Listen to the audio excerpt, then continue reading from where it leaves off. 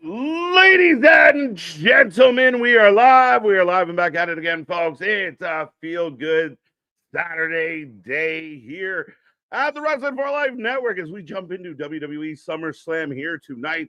It's going to be a fun one, stacked two-night event for the first time ever. Me and that pretty face got you for the next little while, so make sure you get in, hit all the buttons, strap in, strap on, grab your snacks, grab your feel good, and let's go.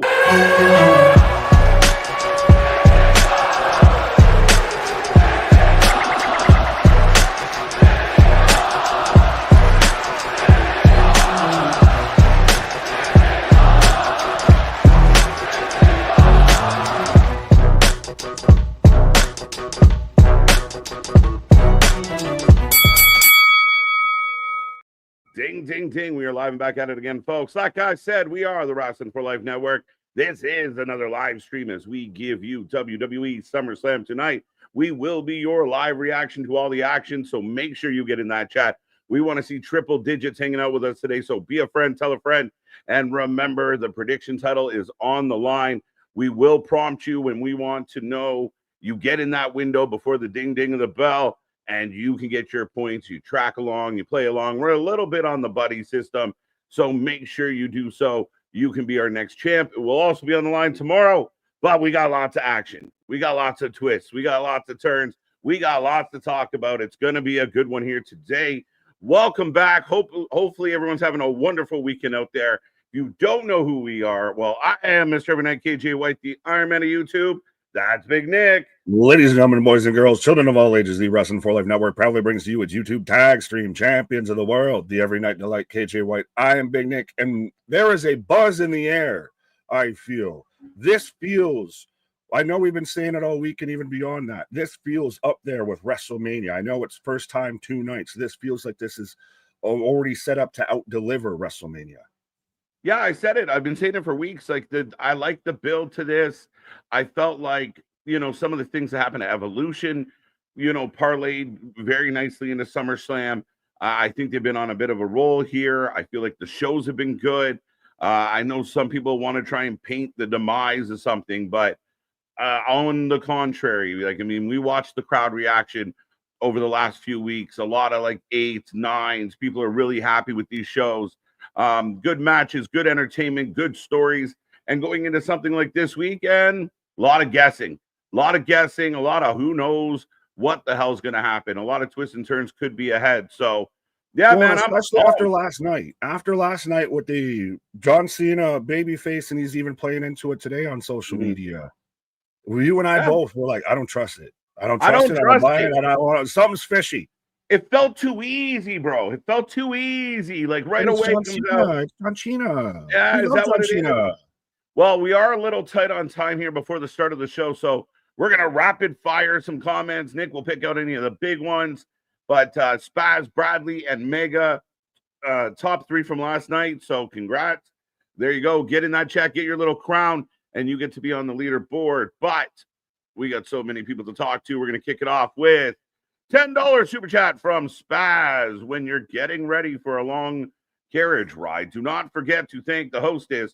Gonna get it in nice and early with big love to Sticky Nick and K Jiggity. Cheers to you for this space and all you do. That's wonderful, Spaz. That's beautiful, man. Right? And it's funny, just with your history and stories and everything, that you skipped over horses and just said hostess. I did say hostess, didn't I? You have a fear of horses, sir. I do. It's a trigger, so But yeah, all right, let's go. Kevin, how you doing? Zach, welcome back. Michael Spikes, he is vacating the Predictions Championship. After all the talk, he will not be here tonight. So there you go, new champion. We are guaranteed a new champion here on the channel. I like it. Happy SummerSlam, Eric. Always a pleasure, sir. What's up, Sean, Damian, Larry, Michael again. Ped, how you doing? Ryan Dempsey, welcome. Odds is with us. Bradley's with us. AD and AZ, ABJ. Bethany, how are you? ABJ, we got you. Lots of names. Keep it coming, folks. Keep it coming. We want to see this pumped all night long. Don't forget the super chat, super stickers. If you want to stand out from the crowd, Dennis is with us. Ken is with us. Bum, bum, bum. We got Bradley showing out. How you doing? The giver of gifts. Chris is back at it. Josh is here. Hopefully he's in a good mood. Ken, welcome back. Dun, dun, dun. Who else we got in the Knee-Pad Patrol? Ready for SummerSlam. We are 3.5 minutes away, Nick. Lots and lots. Timmy, OG Dale, let's go. Rid is back with us. Who do you got? I was going to say, I'm going to skip the line, but I like this one from AD and AZ saying, I truly appreciate you guys. Thanks for giving us wrestling freaks a home. Hashtag nothing but love. Let's go. Hashtag WFU, folks. Let's do this. I felt like Big Pun or Big Papa there. I got nothing but love for you. Yeah, facts. Let's go. Jason, what up? Hello, everyone. Breaking news. Roman Reigns versus the Dangerous Alliance will be opening night one of SummerSlam. The PLE is scheduled to end at 11 p.m. Yeah, I saw that they had already put out essentially, or it had leaked of the match order. Roman kicking us off versus Braun and Bronson, which is going to be really interesting about booking that, show. And it's still, we talked about it a bit, or I've always mentioned it, of if you're not going to be the main event and you're a guy of Roman's caliber and you're this level of this story, you start the show off. I know you and I have disagreed. You think you build it throughout the whole show. I like the bookend. Yeah, I mean, again, time and play. I have no problem. I think sometimes they get in their own way and they can really stack a night and make it good and build. I'm used to just that traditional, you build to the biggest matches. But I have no problem with opening the night with a lot of energy. I mean, we talk about tomorrow probably opening with a TLC 6 tag team ladder match. Could be the opener. Like, I got no problem with that. Set the tone. Set the fucking tone. Yeah, well, and especially coming off of, did you see this going around of Jey Uso took on, or him and Jimmy took on Judgment Day, Katie and Dom in a dark match. They ran back and did encores for Jey Uso's entrance 4 times. Yeah. 4 times. Right. I mean, again, and they're with it every single time. I mean, eventually it's almost becoming like the Macarena of wrestling, but it's over. It's over as shit, man. Oh, absolutely. Guardian, not gonna lie, Becky's new theme is great. Have you heard this? Well, heard the theme at least? No. So it's come out, I think it was, I don't want to give them initial credit for it, but it might have been Spiteful that initially released it or had the story that Becky's going to have new music. It's from a band called Brand New Day, I believe. Okay. So it should be debuting soon. Because she brought up, I guess, how nothing really has changed with her in a minute. She's managed to avoid that whole Def Rebel, syndrome and all that. So getting a new theme song. I don't know if we'll get it tonight or in the coming weeks or something. Yeah, okay. Very interesting. I imagine tonight would be a good place to do it, as we are literally 40 seconds away from the start of the show, folks. Get in that chat, click all the buttons, and again, take this link, share it anywhere people talk about wrestling. Get them over here. They're missing out. Do your friends a service. Give the gift of the Wrestling for Life Network. We're here for more live wrestling than anybody else out there. And again, super pumped for tonight. Again, like I said, I've been up since like 7:30 this morning, just jazzed for tonight. It feels more like WrestleMania than WrestleMania. And I know we keep saying that, but it really is on that level of like, I expect nothing to really be a miss. Like the Jade versus Tiffany is the one probably I would say weak match on both nights. Yeah, I'd say a little nervous. It's right now on my screen, it says live event is about to start. If you guys want to sync up with Nick and I, we will dial in, and we're set to go on this one, Nick. But yeah, I mean, again, a lot of high hopes for this, a lot of good energy going in. So I'm looking forward to seeing what they pull off. Okay, we know what happened at WrestleMania. This is a real good chance for some redemption, and again, stealing some momentum. Like we talked about the success of All In. And the kind of the follow-up coming out of All In. This is going to be interesting as we start with the fighter jets. Yeah, I got the flyover right now. Right. And it is still, I always appreciate when they do the outside huge venues and everything, because literally as it gets darker, and could that be an issue of what happened with WrestleMania of Allegiant Stadium, indoor stadium versus Philadelphia outdoors? You get that cool effect of when it starts off, still light out. By the time we're getting CM Punk and Gunther coming out, it's dark out. Yeah, I mean, again, I think visually it's an interesting thing. I think for the people there, it's fine. I think one of the issues in Philly was it was fucking freezing. And people talked about night one. People didn't want to clap because they were cold. But we got Drew. Yeah, I think we might be simpatico. He's out there. I'm waiting for their what's he going to post now on Twitter? Is it another Right. board at work? I Yeah, got Logan probably. backstage. He's laughing. You know, he's putting something up. Logan coming in the building with his entourage, I think. What a weird looking entourage. Well, they look like the type of people that would hang out with Logan Paul, if I'm being honest. Not to profile, but I'm profiling. Right. Randy Orton in the building. All this brought to you by Wingstop. But hey, going back to, well, not going back to, but since we've got Jelly Roll and all of that on our screens, of even when I was, talking to the neighbors earlier today and everything about, hey, SummerSlam site. Oh, is that the big Jelly Roll match and everything that's going on? So, like, yeah, that's the thing. People who don't watch wrestling still know Jelly Roll and still know he's got this going on. So you're going to very much see people tuning in just because of that. I told you, my mom's right asked me straight up, what's going on with this Jelly Roll wrestling thing? I was like, oh, there you go. Well, there you go. Punk in the building. Yo, this is the first time I've really gotten a full view of the stage and everything. The screen is huge. Well, I like the little triple layers, and then even over top of the ring. So if you're in the nosebleeds, you can still see it on a giant television. On a giant television. Well, ladies and gentlemen, SummerSlam kicking off. We're getting the opening sequence. Doing the entrance. Drewski. This is interesting. If we're bringing in another celebrity, Drewski out here doing the whole video package, hyping up SummerSlam. Oh, Taker. The best you could get from Taker is a phone solo, apparently. Right. A phone. So there you go. What? Six Pass, what up? Bethany is taking the bronze. 80 is taking Bloodline. Timmy's talking about God Bless America. Alexis, what up? Spaz with a $5 super chat. The drinks are cold, the action is hot, and the mud flaps are pre-mad. KJ, give me a let's go one time for the good times. Let's go. Let's fucking go, folks. I'm pumped for this one. So thank you, Spaz.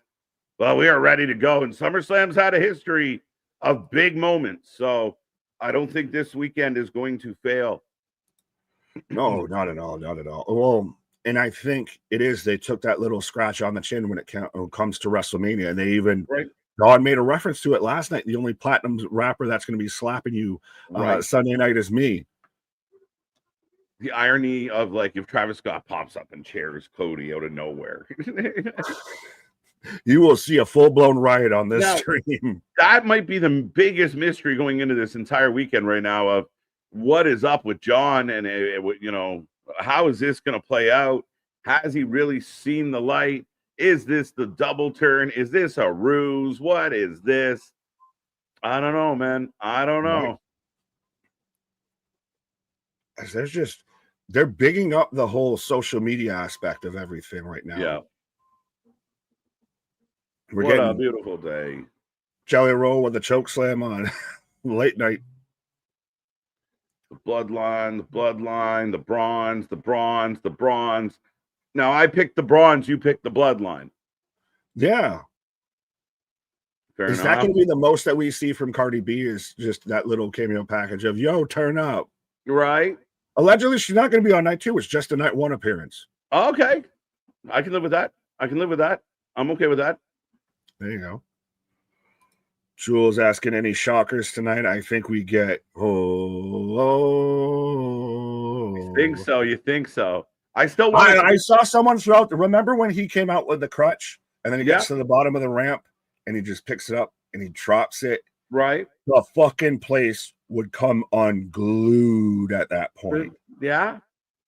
That'd be interesting. I don't think no one is caring about being a smart mark then. No one cares that they got worked or that they believe that the injury was real because guess what? The fucking magician pulled one over on you. That's it. I mean, again, it's one thing to kind of know what to expect and another thing to pull the wool right over everybody's eyes and actually pull it off. So big crowd. They're saying over 50,000.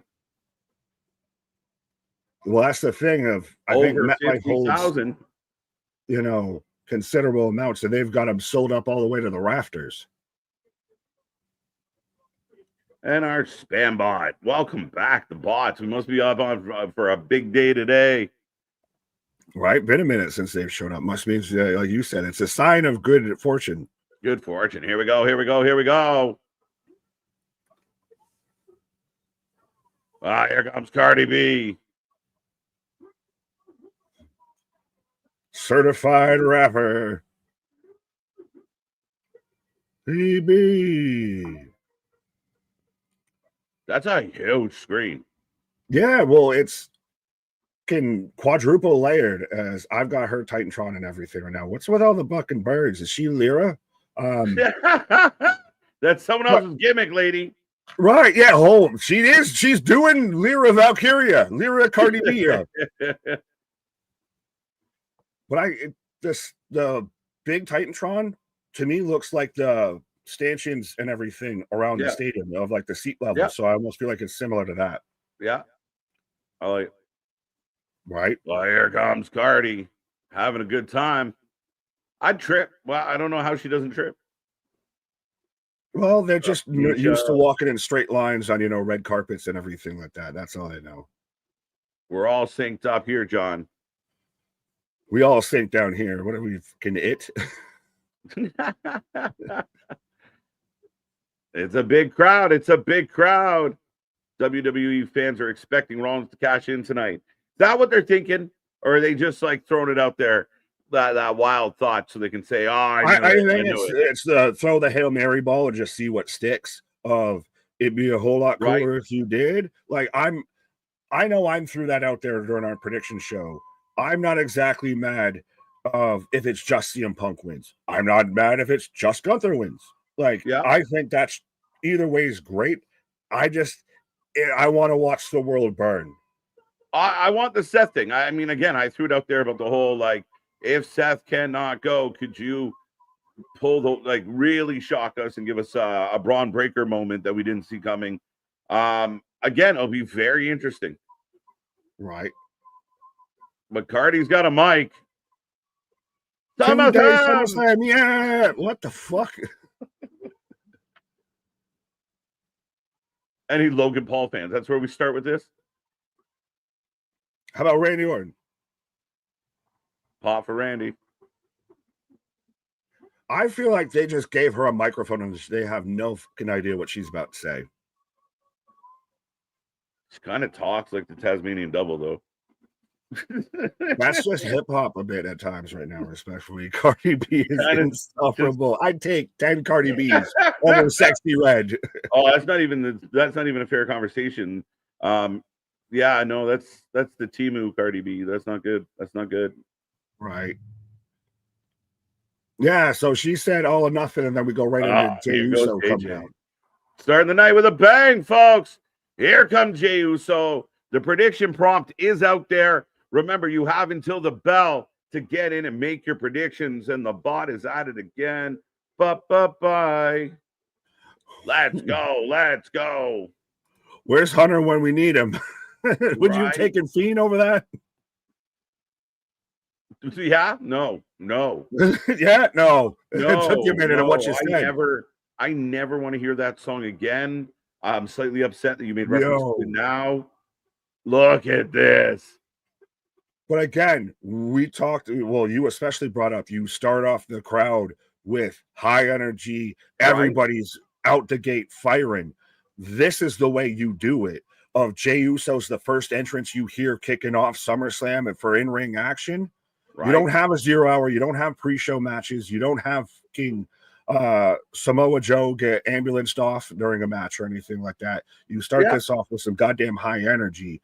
And you set the fucking tone for the rest of the night. Set the fucking tone. Let's go. Let's go, folks. Get in that chat. Don't be quiet. Don't be shy. Go get your friends. I want to see 200 people in here today. We got lots of time to be live. Go get some people. Let's make it 200 here tonight. But yeah, Jey Uso's got a long walk through the crowd to get to this one. He will be teaming up with Roman Reigns, as you know, taking on the Brawns, as I like to call him. I mean, again, not an easy match to call. Not an easy match to call.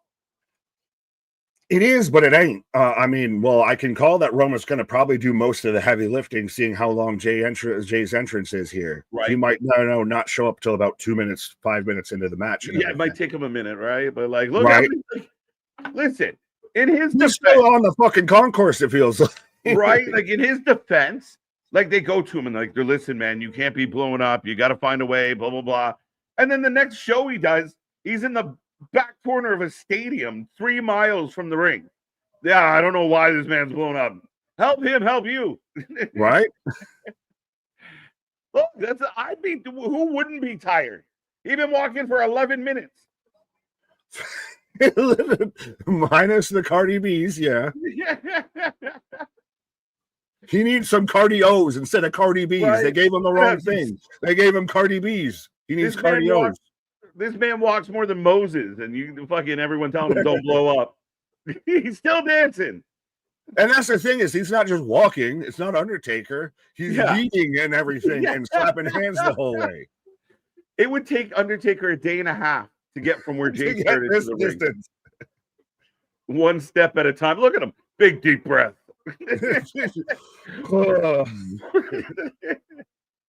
And I love Jay, but and I like that he even knows it's a fucking thing, though, too. Jesus. Right?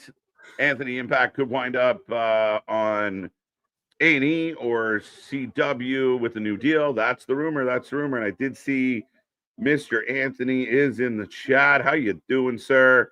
Hope the weekend is treating you well. There you go. I'm just happy. I know who Cardi B is. A celebrity I actually know on WWE TV. Let's go. Spanish announce team. Nice. Goals. Yeah, Mrs. Bucks. You know what to do. Tell a friend, smash that like button, and subscribe. Let's go. Do what the lady says, folks. Get in there. Wesley, what up? Anthony. Jay's like, oops. Whoopsie. Right. No Corey Graves tonight. So is it Cole and Testator? Yes. Interesting pairing. Yeah, I don't think you've seen that pairing before. Right. Again, the rumor is that Cole's going to SmackDown and Joe's coming to Mondays. So we'll see if that stands true. Well, this is still when we're supposed to have this draft, if that ever fucking stands true. I'm tired just watching this shit. I am already mentally exhausted from watching this man yeet for 10 minutes. Hashtag WFU. Let's go, Panda. Oh, it's Colin Barrett. Okay, I thought because I saw Testator earlier. Testator was on the pre-show. So Colin Barrett's the one that we've seen before. The cage is already up there. Oh, for sure. Fuck it. They got it for tomorrow night. I figured just set it up there and leave it. Right. Set it, forget it. Now the buzz. Oh, wait. Are we going to get an encore? Look up. Don't do this to me.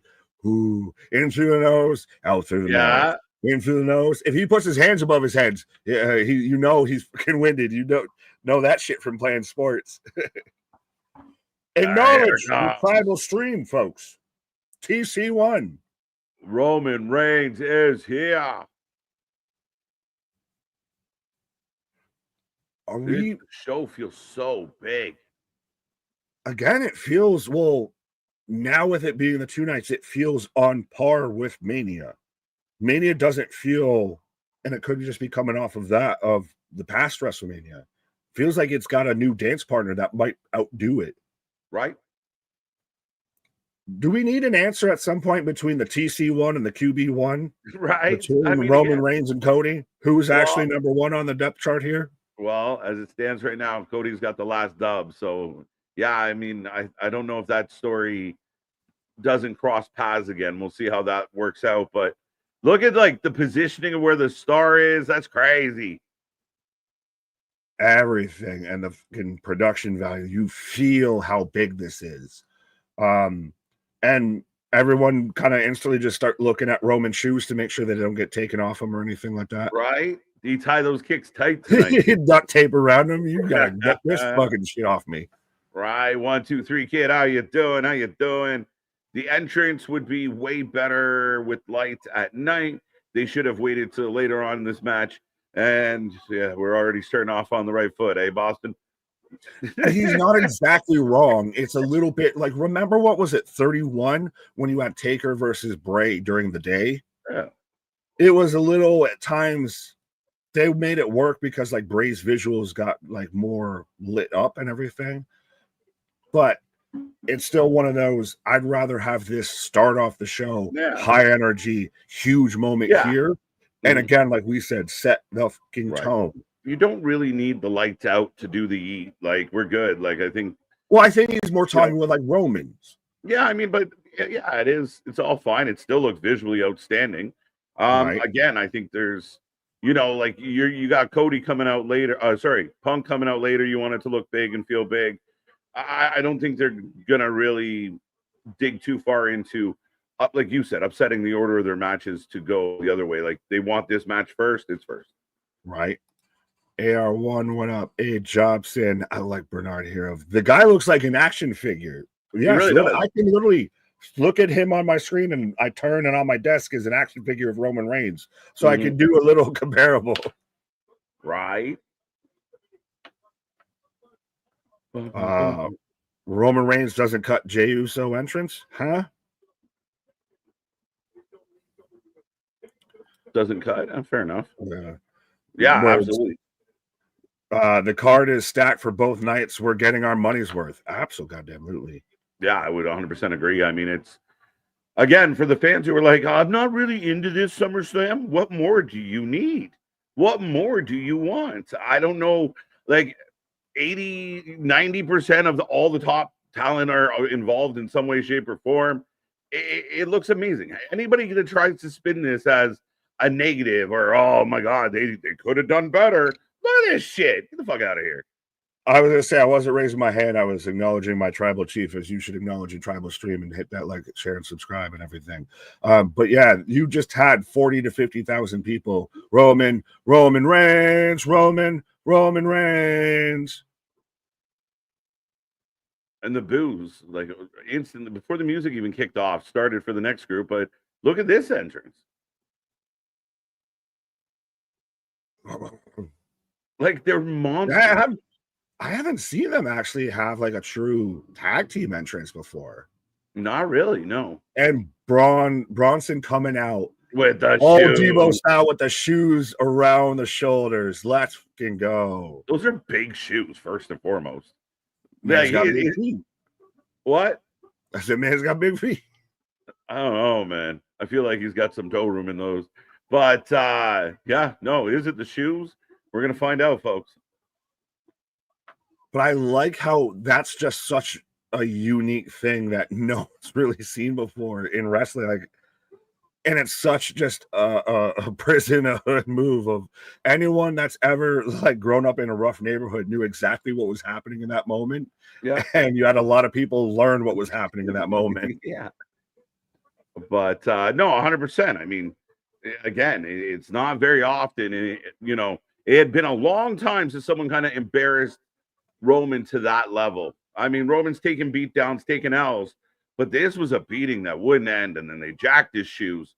They pulled an old Devo on him and just took his shit and walked off. Well, and that's a really great point that you brought up of they embarrassed Roman Reigns. Yeah. Of you had Braun that was out there literally cutting his promo word for word. You see all of this? That's mine now. I own this. That camera, right. That's mine. That guy over there with the mic, that's mine. Yep. And then you have the man get his fucking shoes took. Yeah. Probably some fresh Jordans and everything, or at least some nice Nikes. They look fresh as fuck, to be honest. Right. But folks, it's your last call. We are about to get the start of this match. Get your predictions in before they close up. And again, you can be our predictions champion, even if it's just for one night, because the belt will be on the line again tomorrow. So make sure you get in there. Let us know who you're taking. Are you taking the Bloodline? You taking the Bronze? Right now, 67% of the chat taking the Bloodline. Even if you give us a chance just for one night, we can change your life. Change your life. Cal here. Roman Reigns has Mufasa aura. Yeah, that's a good way to put it. Ding, ding, ding. We are underway. Spaz with a $5 super chat. I can't hear this version of Roman's entrance and not picture the Unreal Orchestra entrance he made it at 40. It's anthology cinema when Roman shows up. Right? And then he had the whole, I've had almost similar thing at 40 or 39 when he had the piano player and everything literally on stage. Yeah. He's had good entrances for sure. As this one's off and running, Jay knocking Breaker out to the outside. Roman had already gotten rid of Bronson. So the bloodline standing tall early. What is happening now? Oh, they're running back the entrance. They're gonna get Roman to yeet. Are they really? This is always when Jay's run it back. Right, run it back. And Roman's even playing into it now. They're all right. They're literally in the middle of the match. Day one, down. They're gonna lose. They're gonna lose. I called it. They're losing. This is rude.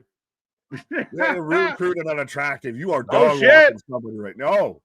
The Braun said enough of this shit, as they should. But watch out, Jay from the top. Got more of his cousin than anybody. Right. Puppet. True. Puppet. What a puppet. Dick Spass, how you doing? Let's start the summer party. Right, let's go. Jay coming off the top, folks. Good start to the show tonight. Good energy in the building. Do you buy any theory that the outside theory that Heyman corrupts Jay? I mean, I kind of threw that out there on Thursday, and it does feel like a bit of a reach, right? Like it would almost seem like out of left field. This guy's still super over. He's selling a shit ton of merch. Like the fans love him. Whether people want to critique how he throws a slap or not, realistically, he's just over. Well, he just got under as he got railroaded by Braun. Braun Breaker has the same ferocity when he hits the ropes or hits a spear or anything like that Goldberg did when he was in his kind of prime, taken to like the next level of just that. I've never seen someone that seems like they uncork. Yeah. And I know that's always been a thing when someone like really hits a spear, just uncorking like a fucking wine bottle. All the intensity of a Goldberg with way more of the talent than the athleticism of a Brock Lesnar. But Jay's in trouble. Breaker going to the outside. Oh, what the fuck? Oh my God. Hit this man for a shoulder barge in like the jaw and like the fucking orbital bone. Was that a myth? Oh no, that was I thought maybe it was a miscommunication of like, but no, they don't want to they could hit him with a spear there, but they save it. Or is it that he got that far up and he didn't realize that like this man has freakish bungees. He's hit a spear, I think, from the top of the ramp at the bottom of the ramp. Right. As now Breaker tagging in, Jay in trouble, Roman down on the outside, folks.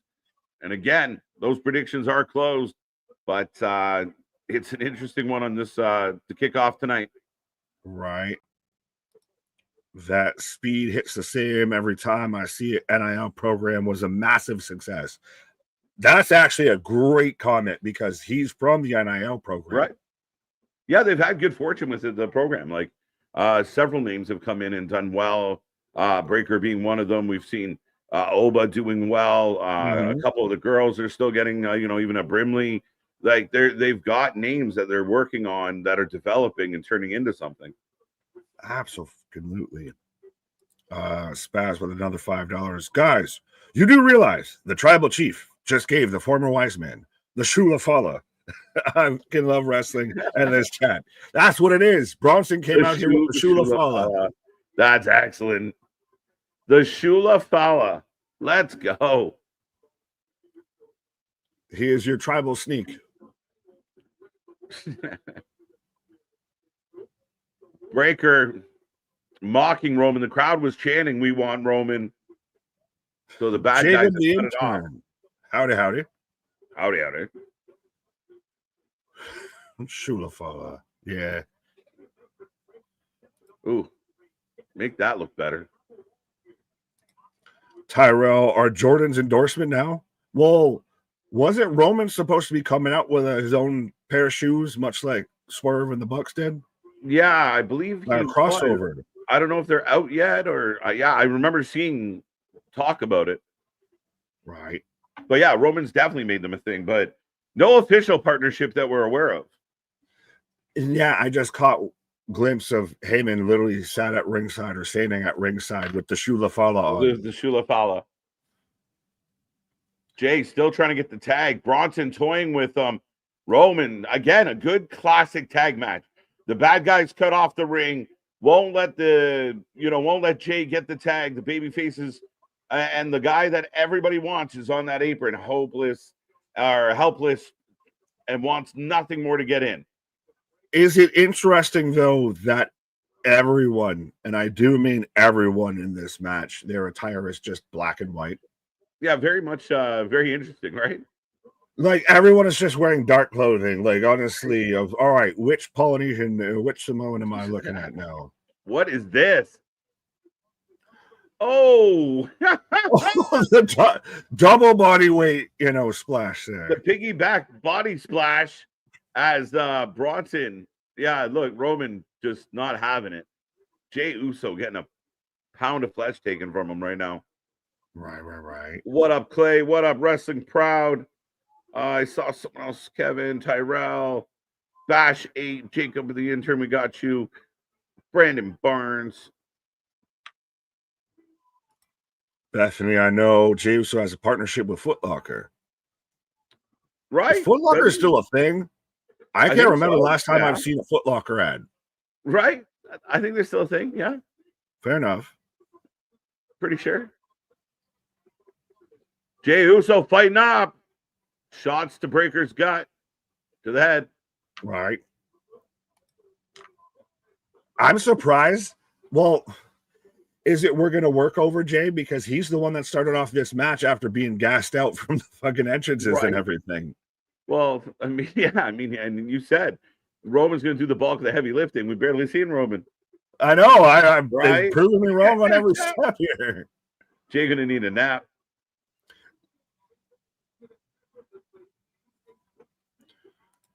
They might need to shovel or scrape Jay off the mat. Yeah, it's kind of getting that way.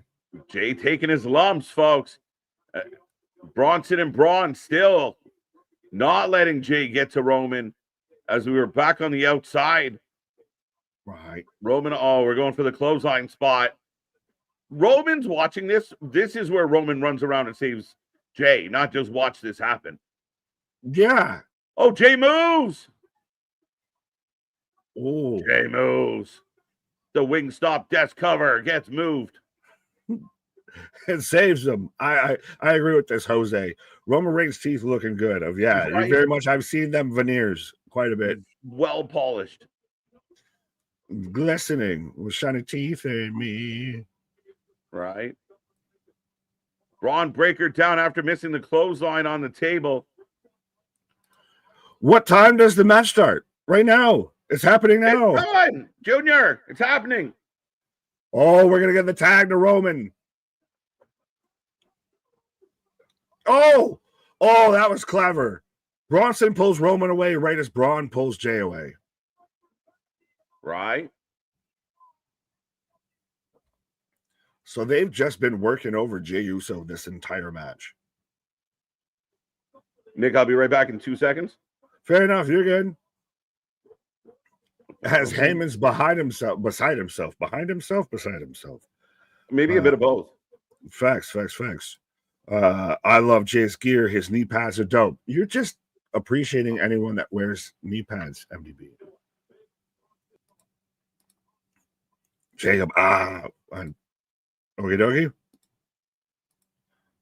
But I like that they've just been working over Jay throughout this whole match, that this has just been, and I know it's insiderish baseball.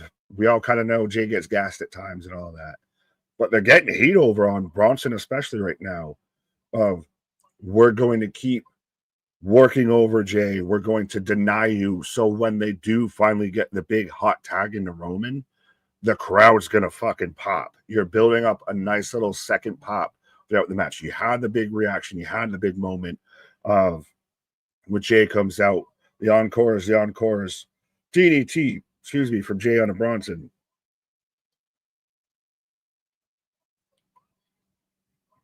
What? Get on the fucking apron, Roman. What are you doing? So they're really hyping up this whole big hot tag. Yeah. So they literally showed the camera and showed Roman walking up to the corner to fire up for the hot tag. And Braun's, no. Get in and break it up. Like, this is so weird if we're playing in the. Hey, Roman's in and Braun's in. If Seth's really hurt, is Braun Breaker versus Roman Reigns a WrestleMania match? Could it be? Could it be of even Braun Breaker could potentially leave? Could start the show and end the show in two different aspects. Could start the show with a loss and end the show as world champion. We'll see. But I like this pairing of,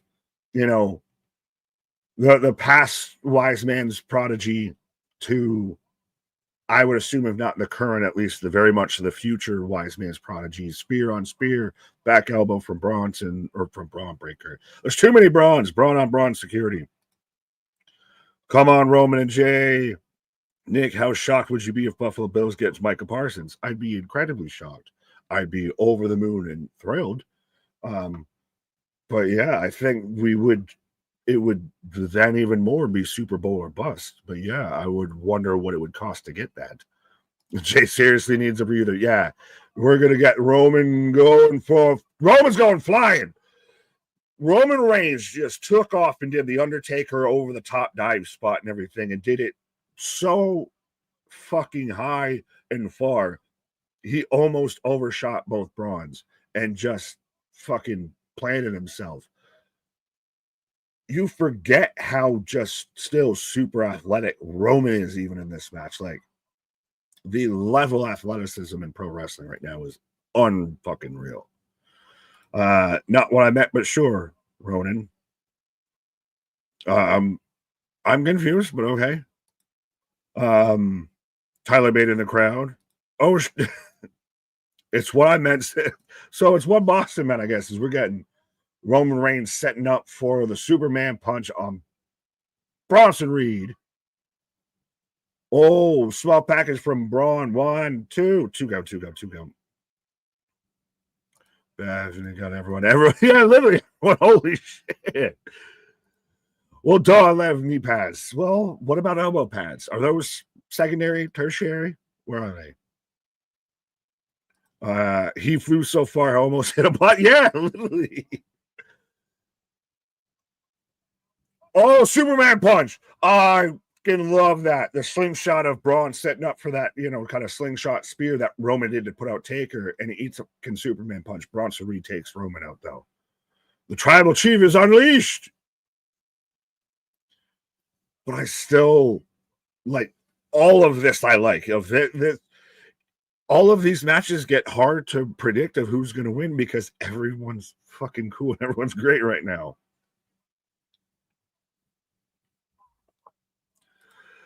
My first and it's the first match. I love it. Absolutely, as Jay's coming back now. And again, going back to, oh, hi, I was going to say before you showed up, but back as you show up, of the whole Jay Usos turning thing, I don't think so. No. Again, they're reuniting the Usos. We saw, but Bronson Reed takes out Jay. Yeah, really good match to start this one, though, Nick. Like, the energy in the building is outstanding. Roman flying through the air again. He doesn't do it all the time, so it's a big deal. What a good match. Good energy for this opening. Oh, and I like that everyone, I think, including you in the chat, of just, we all had a collective moment of holy shit when Roman went flying. He almost went up over everybody. Just caught a piece of him at the end. Someone mentioned he almost did a blockbuster. Right. Air Roman VIP front row. Let's go. Is it the shoes? I believe I can fly. Right? Wow. No, we don't. MDB explaining so it's knee pads, wrist tape, elbow pads. Okay, I was wondering what the list was. All right. That's the trifecta right there. Bronson. Holy Everyone's shit. Almost like hitting everybody, but almost missing because it looks super fucking real. Bronson comes in like a wrecking ball. Give me like a wrecking ball, like crazy. I never hit so hard. Uh-oh. Oh, that table's about to get broken real bad. Oh, See, that's the thing. Is he's like if you took Rhino, Goldberg, and Splasher Roman and just hits the clothesline, they're setting up for a big spot when he hits a spear. Right? Oh, definitely. Like because they keep making you think he's going to do it and does that like diving clothesline move.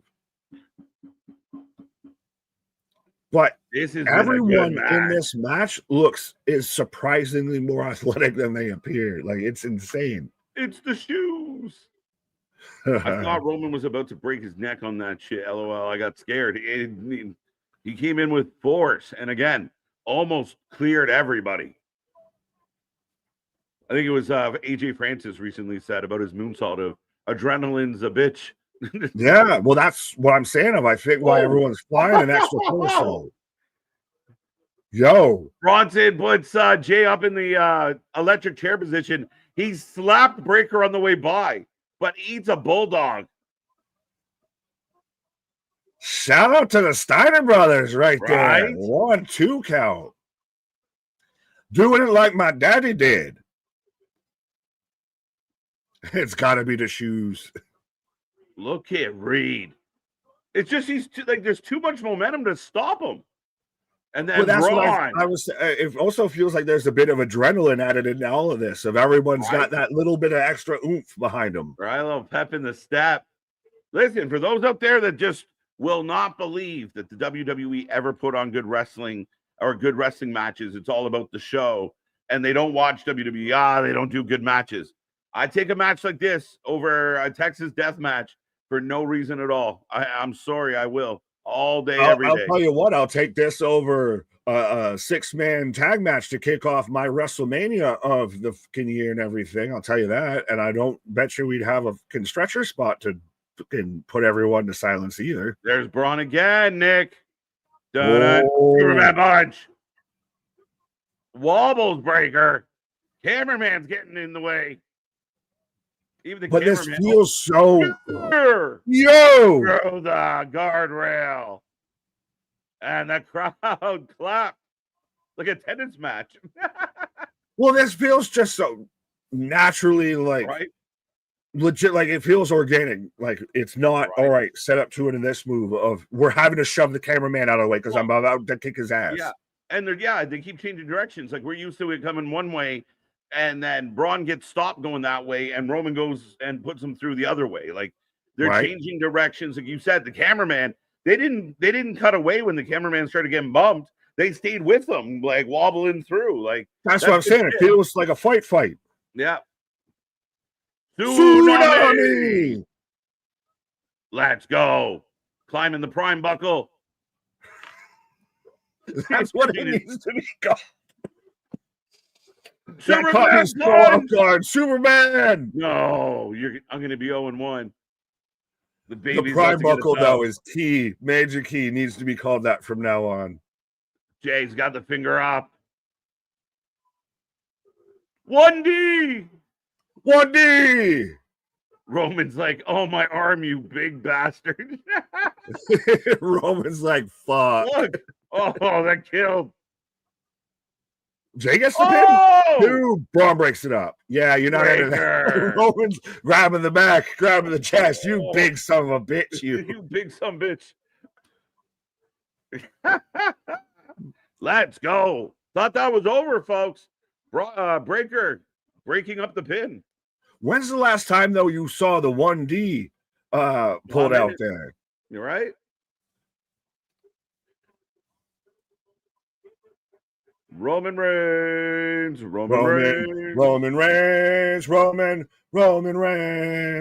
Let's go. The Steiner Bulldog, folks.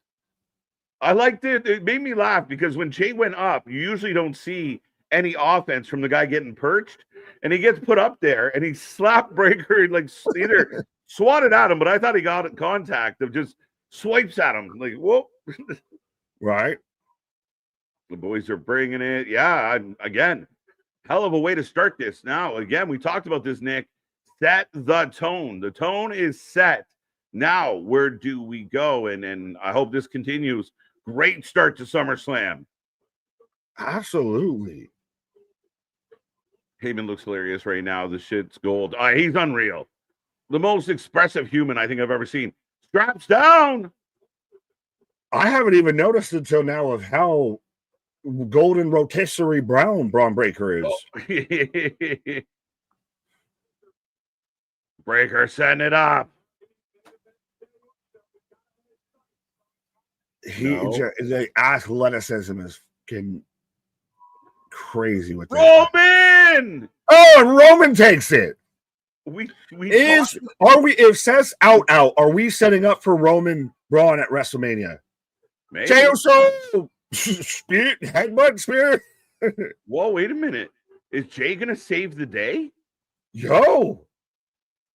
Big splash. Crazy. Jey Uso splash on Bronson. 1, 2, 3.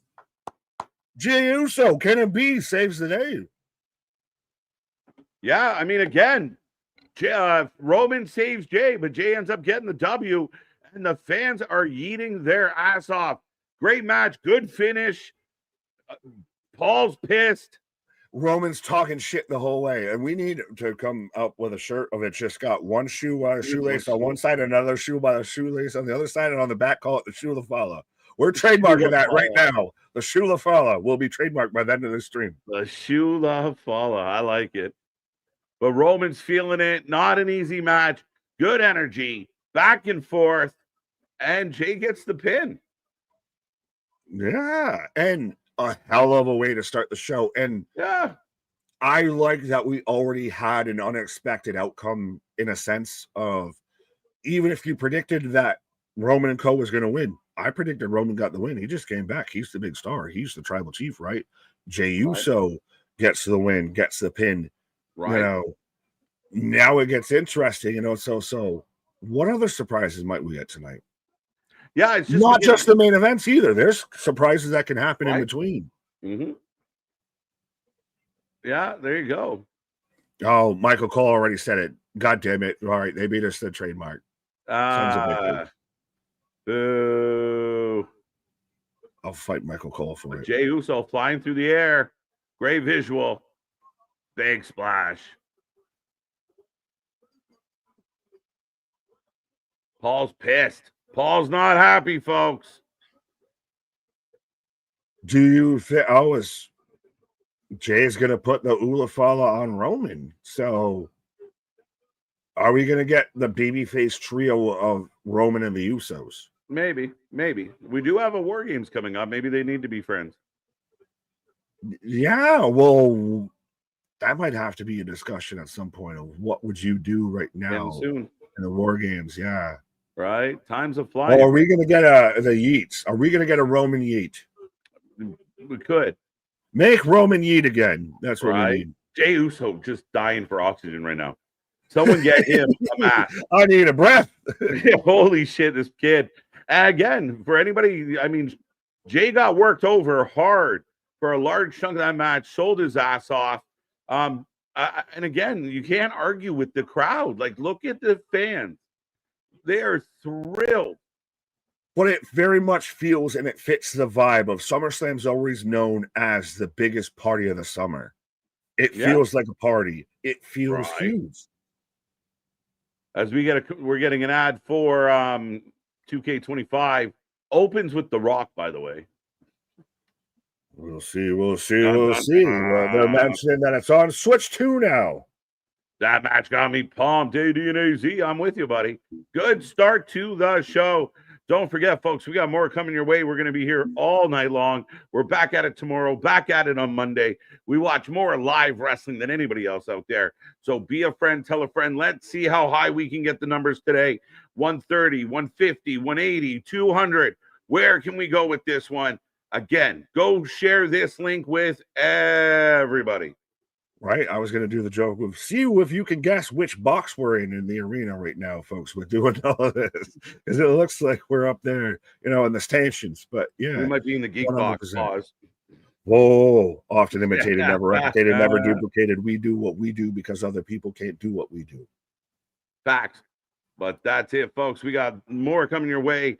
We will prompt you up next. Don't forget, the prediction title is on the line, and it's going to be a good one. Right. As now I'm trying to remember what the potential stupid leaks of what was going to be the next match card or the next match coming out. Because so far, because on night one, we've still got Tiffany versus Jade. That's going to be interesting. Rainey and Jelly Roll versus Drew and Logan. Judgment Day versus We're Not Friends of Charlotte and Alexa. Sammy Cross and Gunther Punk. Like, again, there's not even a bad match there. No. I think the women's tag match might be next, but that's just a guess. As we are showing the crowd. Right. Well, they're showing the crowd, so I'm going to go disperse amongst the crowd here for a minute. Sounds good, sir. As Nick taking a pause for the cards, the show rolls on, folks. Let's keep it going. As right now we're just showing the crowd. There's no audio, just the crowd cheering. Brewski back on screen. Well, yeah, let's go. Capone, how you doing? J-Boy. Jay White. No Jay White. Unfortunately, no Jay White. Anthony, welcome back. Brandon Barnes, good to see you. ABJ. Braylon. Who is Braylon? Anybody know who Braylon is? Fat Joe. Looking like not as Fat Joe. Lean back, everybody. So what's next here? I think women's tag, dude. Just a guess, but that's what I'm leaning towards. Bum bum. Let's see. Fat Joe in the house. There we go. Again, we're having a little bit of a little bit of a technical glitch on the WWE's part. I don't know. It's like this weird lull. Like, did they go short? What happened? But up next, the women's tag match. I will put the prompt in the chat, so make sure you get in there and let us know who you taking. Versus JD. Who leaves women's tag champions here tonight? As now we are getting a little bit of the history and how we got here. But opening match goes well. Good energy. A lot of people are going to like the winner of that one. I bet against Roman, but I still think it was a good finish. There's a story still to be told. Paul is not happy. And again, we will see how the Brawns recover. They're going to need a big get back after taking the L tonight. So Monday shall be very interesting for the Dangerous Alliance.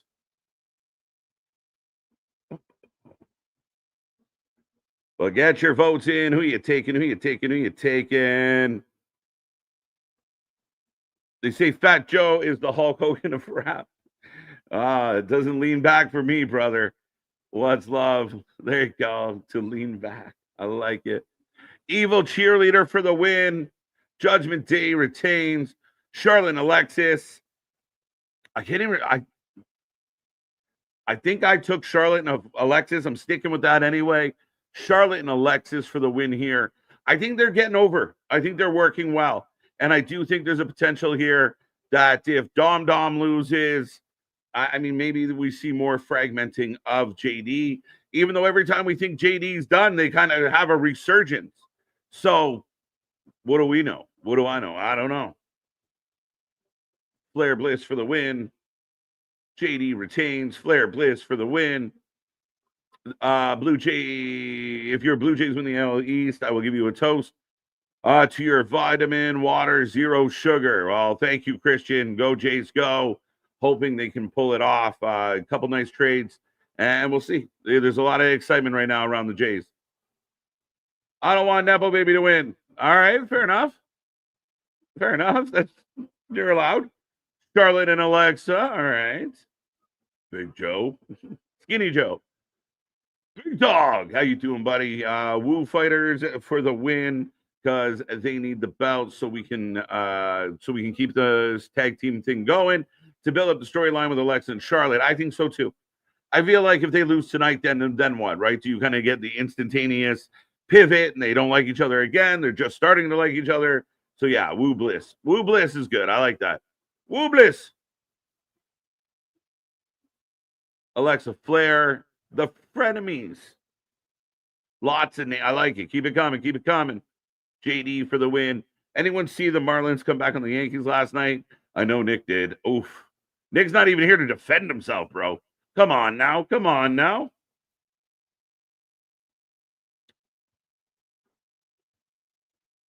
All right. So they are setting this up.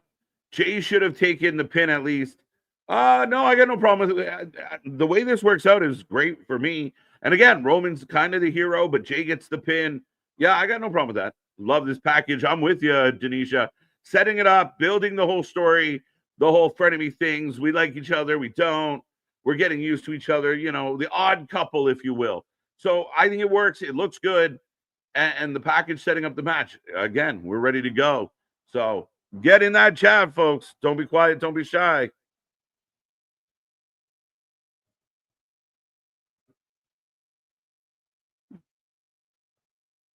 All hail the queen. Here comes Charlotte Flair.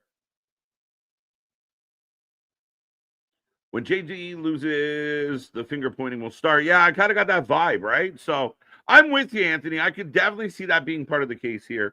Definitely, I think that leads the story better. If they retain, then it's just status quo and they keep going about business. So, I mean, it's not out of the realm of possibility at all. Who won? The Bloodline or the Bronze? The Bloodline get the win. Have you heard any timeline for Liv Morgan? No. I mean, originally, it was reported that it was pretty serious, that it could be up to 6 months. I don't know. Other people said 4 to 6 weeks. But I heard she had a very severe separation. So your guess is as good as mine. Do I expect her here tonight? I do not. Do we see any? We could. Again, don't necessarily bank on it. They might save more of that stuff for tomorrow. And again, I think a lot of, Triple H seems a lot more cautious, a little more conservative when it comes to hot shotting, if that makes sense, Damien. Something tells me the Judgment Day is going to implode. We've been saying that for a long time, though, Christian. A long time. The Brawns still look dominant, even in defeat. 100%. They looked amazing on Monday. They looked strong tonight. Yeah, they lose to 2 veterans, 2 former world champions, but they're not done. And now they're come back. Like, what they do on Monday is important. Now, you can happily take a loss and you'll be fine. They'll make it work. Them losing is not a problem. I did not pick them to lose. I thought they would win. It's easier to keep them looking stronger with the win, but I got to see where this goes. I can't really hate on it right now. I liked it a lot. Big pop for Charlotte and Bliss. As they're just messing with each other. And it's kind of fun to watch. Right? Charlotte kind of messes with Alexa a bit. Alexa smacks Charlotte's hand. They both kind of have a chuckle. Bow down. All hail the queen and the goddess. Woo! Here comes Judgment Day. J.E. got the pin won by pinning Reed. Yes, he did, Timmy. Who won the first match? There you go. We got you. Who thinks Charlotte Flair and Alexa Bliss are going to give a toast like Cody Rhodes and John Cena? Highly, maybe after the fact, Christian. Any chance I could get Charlotte to slap figure 8 on my ex? I mean, maybe. Judgment Day wins. You got to set up Rhea and Liv and Raquel and Roxy. I don't know fully about that. I mean, I could see them losing still. I mean, it does help their story if they retain, and then they still are champions when Liv comes back. So you're not wrong about that either. Again, I think they've done a good job. Kevin showing up, big dog. Flair Bliss, Alexa. Would it be better for Alexa and Nikki Cross as tag champs? Not at this time, just because they got to tie it back together. They got to get it back together. If you're going to go that way, you got to start connecting those dots and bring them to a better place. I understand, and I think we said it on Thursday with the preview show. To me, this is good for Alexa and Charlotte to keep them busy, keep them away from the main titles. And it's been fun. So I think it works. Nikki, the Wyatt Six, we got a lot of figuring out to do over there.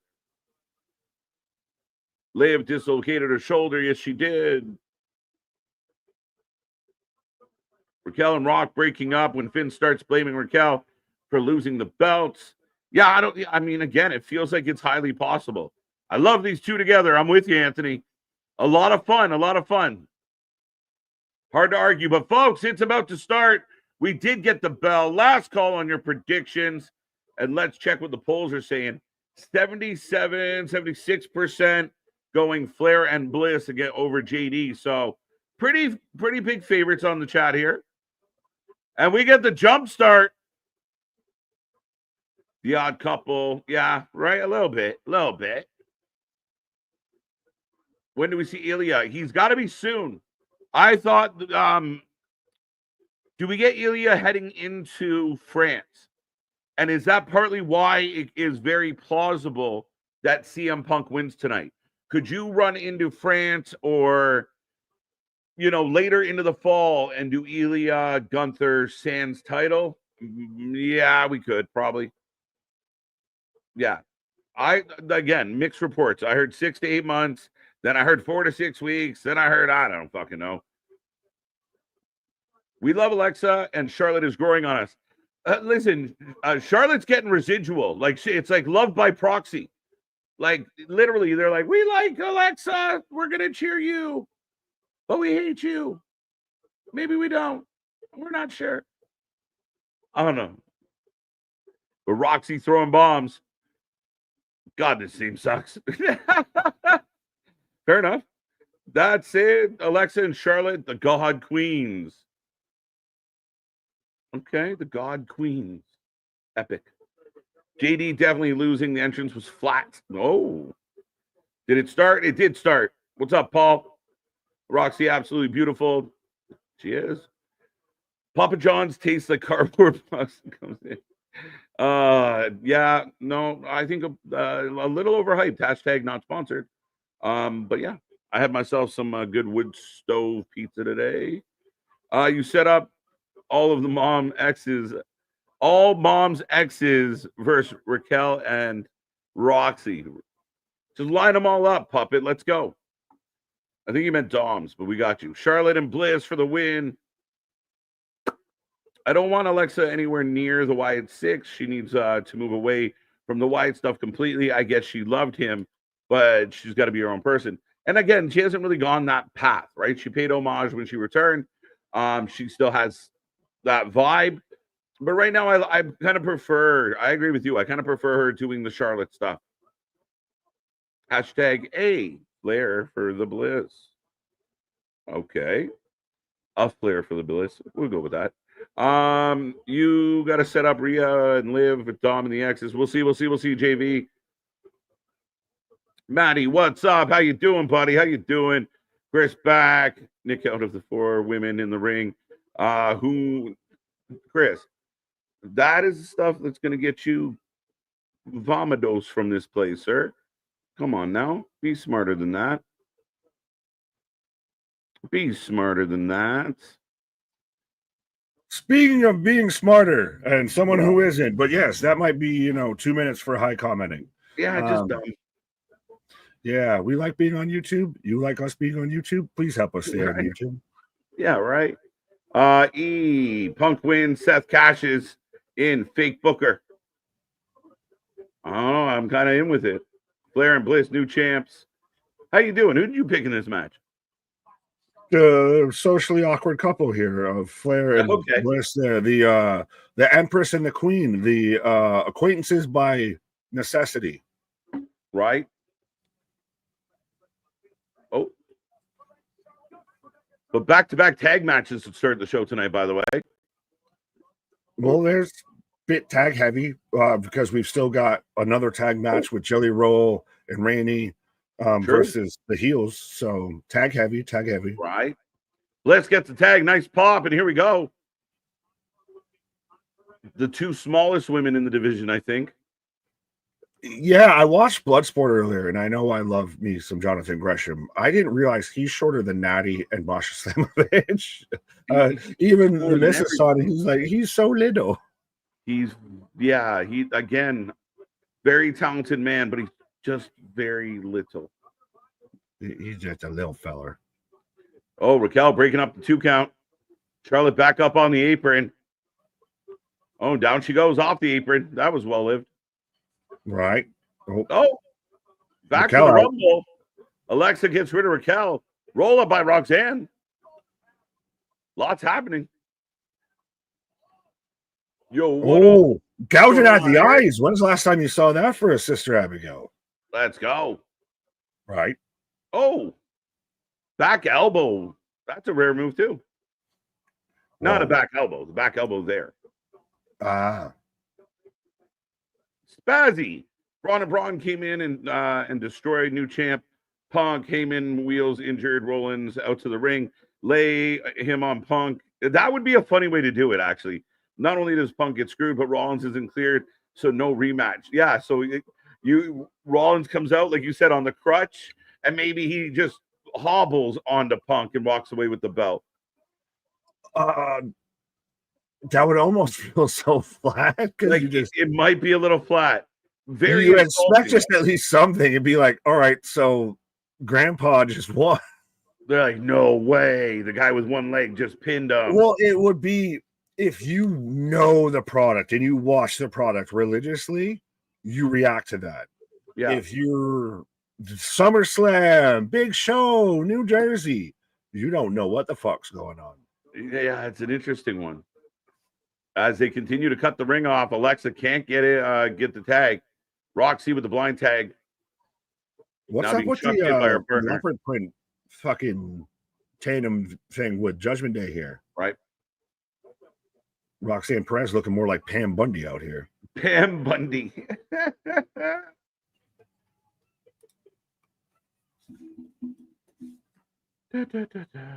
Yeah, right now. So I'm assuming Roxanne and Alexa are still the legal women. I missed the start, so I don't know. I'm assuming we don't have legal man syndrome going on. No, not at all. Roxanne and Alexa are definitely the legal persons at the moment. Judgment Day has done a really good job cutting the ring off. Alexa got fired up. They cut her off. And now here we are as Roxanne and Raquel continue to work Alexa, trying to get the tag to Flair. Flair's amped up on the ring side. But I will be right back in a moment, sir. Fair enough. The Charlotte Flair to my Alexa Bliss, the tagging out for a minute here. But are they doing almost a bit of like what we just saw with Jey Uso and Roman Reigns? If we're going to really work over Alexa, so we can get the big, huge reaction and the big, huge fire up hot tag to Charlotte. That's the one way to get her over like Rover. We're going to make sure she gets the super hot tag here. Stoner Jesus, what up? Did I miss you? In name of the Patria, in the name of the blunt, may the blunt be with you, all that. Stoner Jesus. Jelly Roll is actually wrestling tonight. Let's effing go. Yeah, I'm predicting Jelly Roll comes off at least the middle rope, if not the top rope. Pam or Peggy Bundy? Well, isn't it Peggy Hill and Pam Bundy? Am I misremembering? Or is it Peggy Bundy? Anyways. You got the fucking joke. Now you're making me question reality. You're making me have my own internal fucking Mandela effect. Alexa's right there. Just Charlotte, jump, reach out, do something.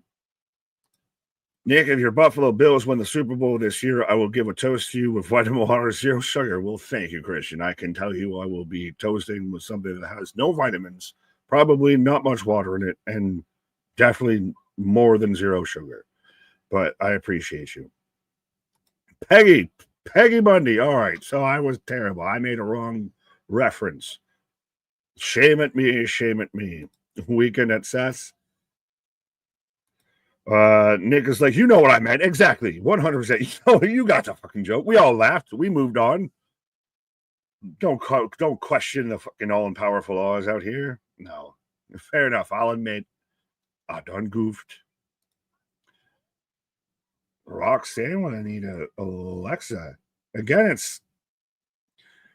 it halfway just feels super reminiscent double hair pull. I always hate that fucking spot. It's like the double clothesline for women. But it feels super reminiscent to what we just saw tagging a Charlotte, tagging a Raquel. A Charlotte instantly goes to the top rope, going flying out the gate onto both people. But it feels so reminiscent to the last match that we just saw. We're going to have, one side just get a beat down as we very clearly work to the big pop for one person specifically, who also happens to be the biggest star in the match, and that being Charlotte Flair and Roman Reigns. Oh,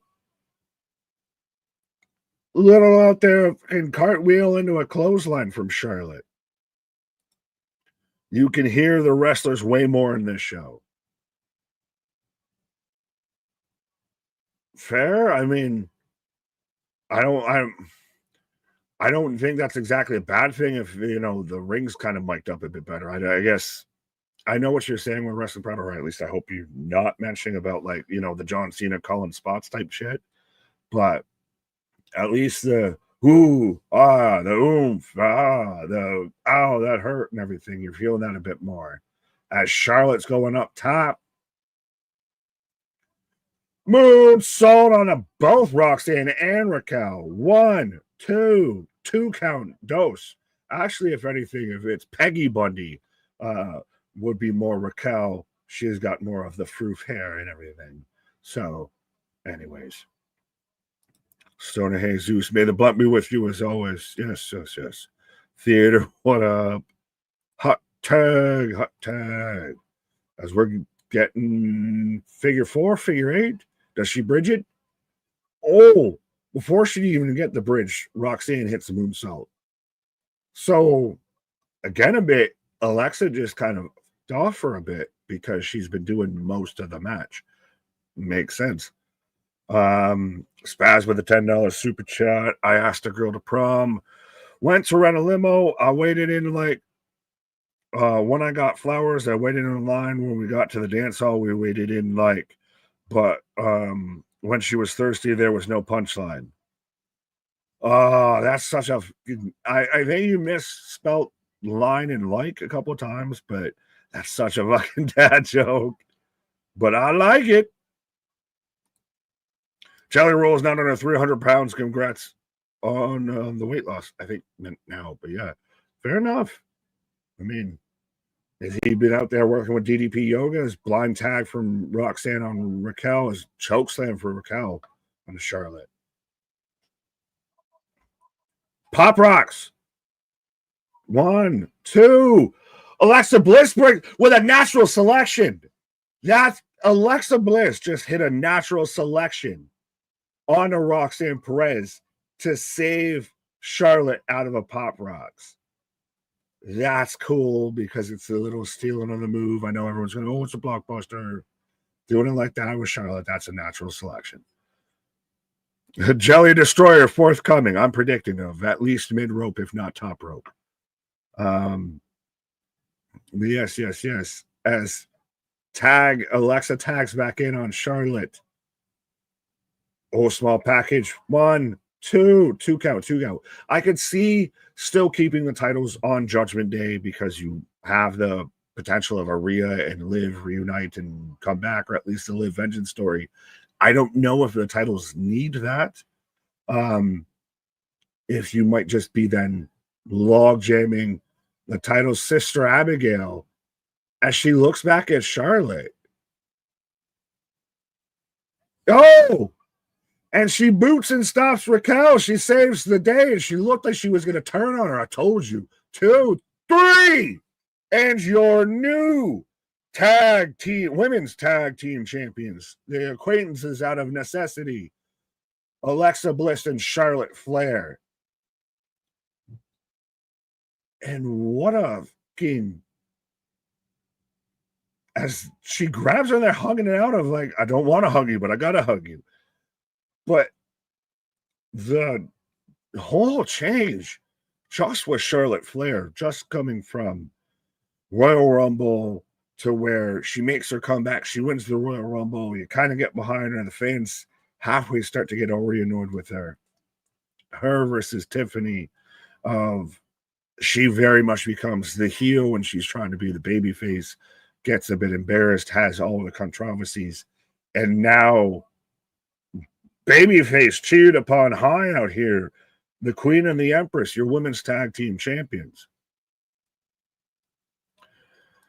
Blisterfied.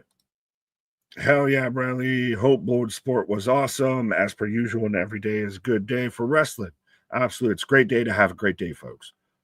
1-0, 2-0, 2-0. I'm 2-0 out here. We got new tag champs, and that's a hell of a visual. If you have both women on each turnbuckle celebrate with the belts, and Raquel and Roxanne, holding each other side by side in the middle on the outside.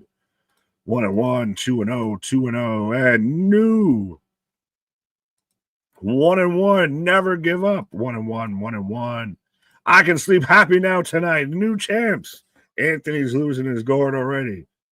But yeah, again, already a great show so far. Granted, we're 2 matches in, but I would say not exactly predictable outcomes in the way they went, as we've got tag teams aplenty backstage, and we've got a obligatory Papa John's halfway out here with the New Day, Tozawa, Maxine Dupree, and all that. But moving on, 2-0s, J-Boy, woo! My voice cut out. Hey, Job said 1-0, 2-0. Who took the pin? That was Christ. It just happened. Was it Roxanne that took the pin? I think it might have been Roxanne that took the pin. Am I the only one that likes tag team because it's double the wrestlers? Fresh goes better. As we're getting Nikki Bella and everybody bringing more Papa John's to the party. Hashtag not sponsored. That is one thing with the amount of streams and everything that we do. And, doing 12-hour WrestleMania streams and all that. We need, a food sponsor out here. Christ, the Hot Wings show and everything. We can't get no hot sauce, no wing sponsor. Wingstop. Where's our money? Papa John's. Let's go. What night is the TLC match? Is that night 2? I believe it is on night 2. Very much going to, I think, start off the show. Oogity boogity, been a minute. Hey, Aaron, what's up? The advertising worked. I just ordered Papa John's. Trust me. If I didn't already have pizza from the missus already sitting on the counter, I might be ordering at least a pie or two. I don't have a Papa John's in me. I might have to find some place to order it from. But yeah. I ordered Marco's Pizza. Fair enough. Never heard of them. Chain or not chain? Actually, again, I'll ask this to the chat. Frozen pizza over Papa John's? I don't know. It depends on which Papa John or which frozen pizza you're talking about. But let me know, Nick, what happened to Austin Theory. I'll talk about that in a half a second if you remind me. For real, y'all do need his food spot. Absolutely. We got the munchies out here, at least the vitamins. But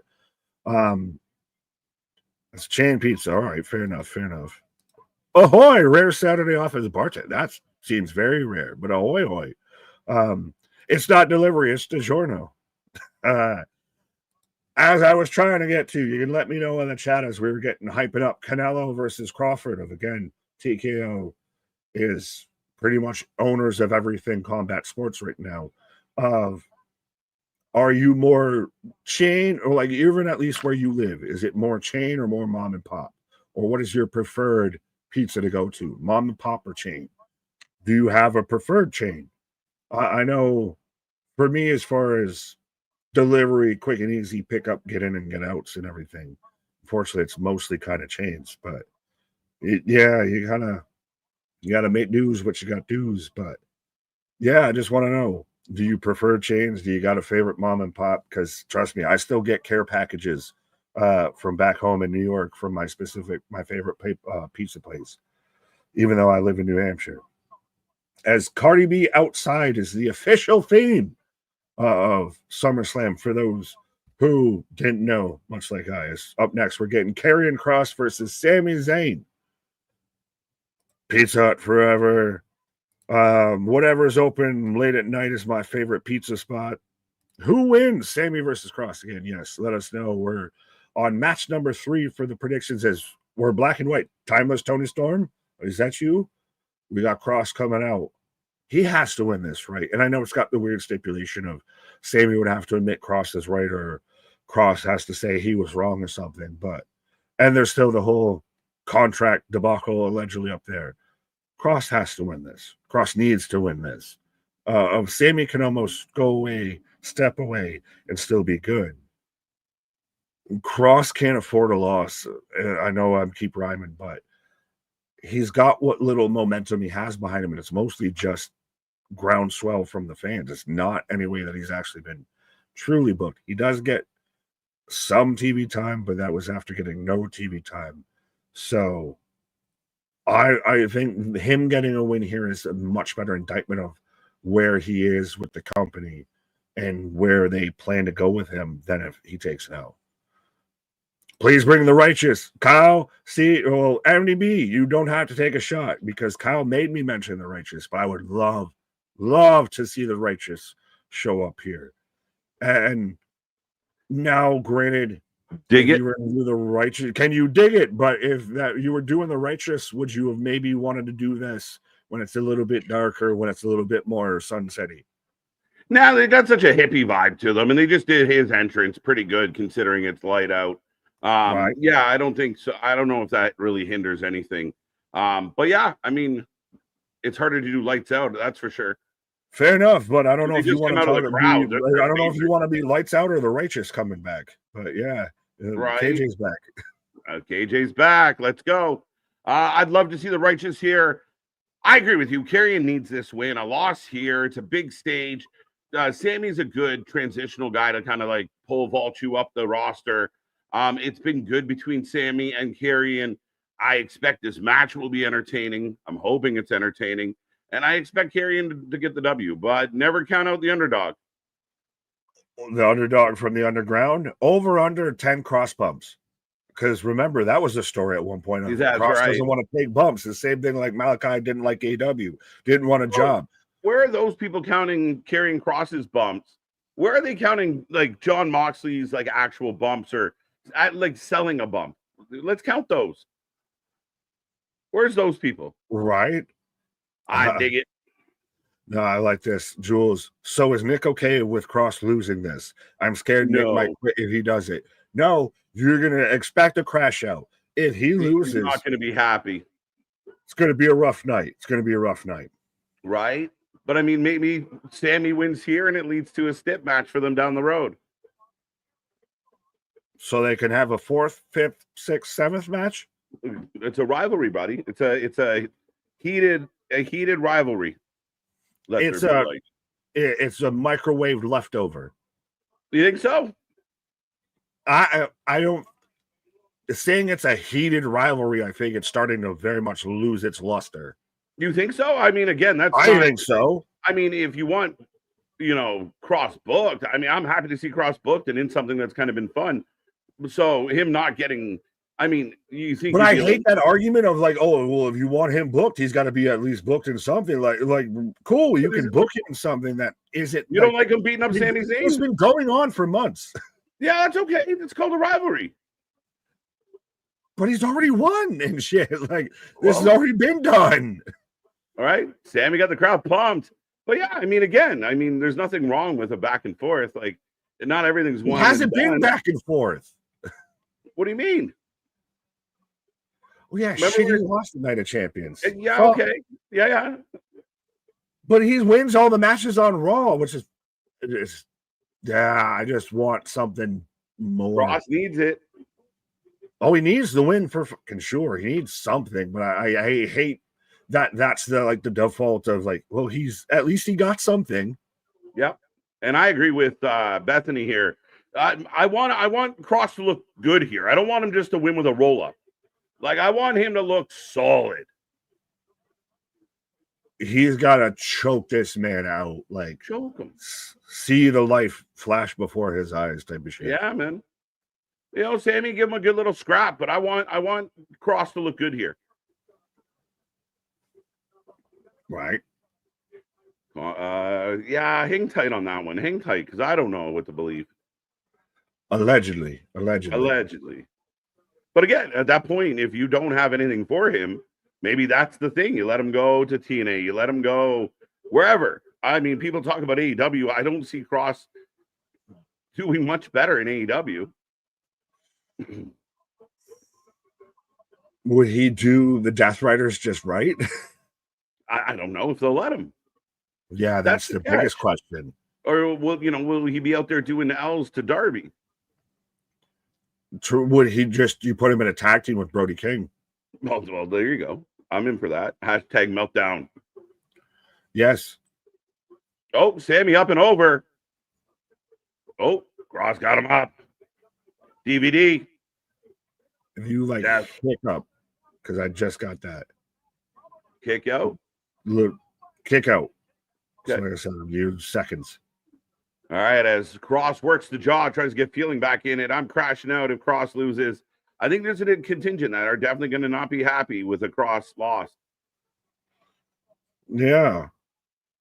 Say it. Sorry. I was just quoting him.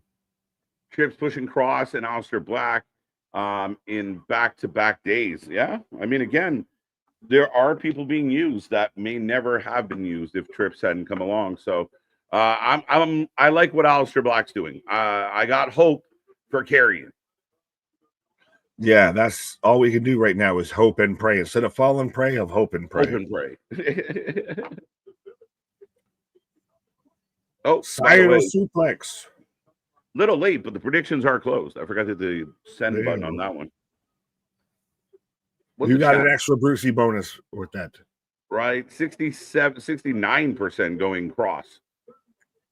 Ooh.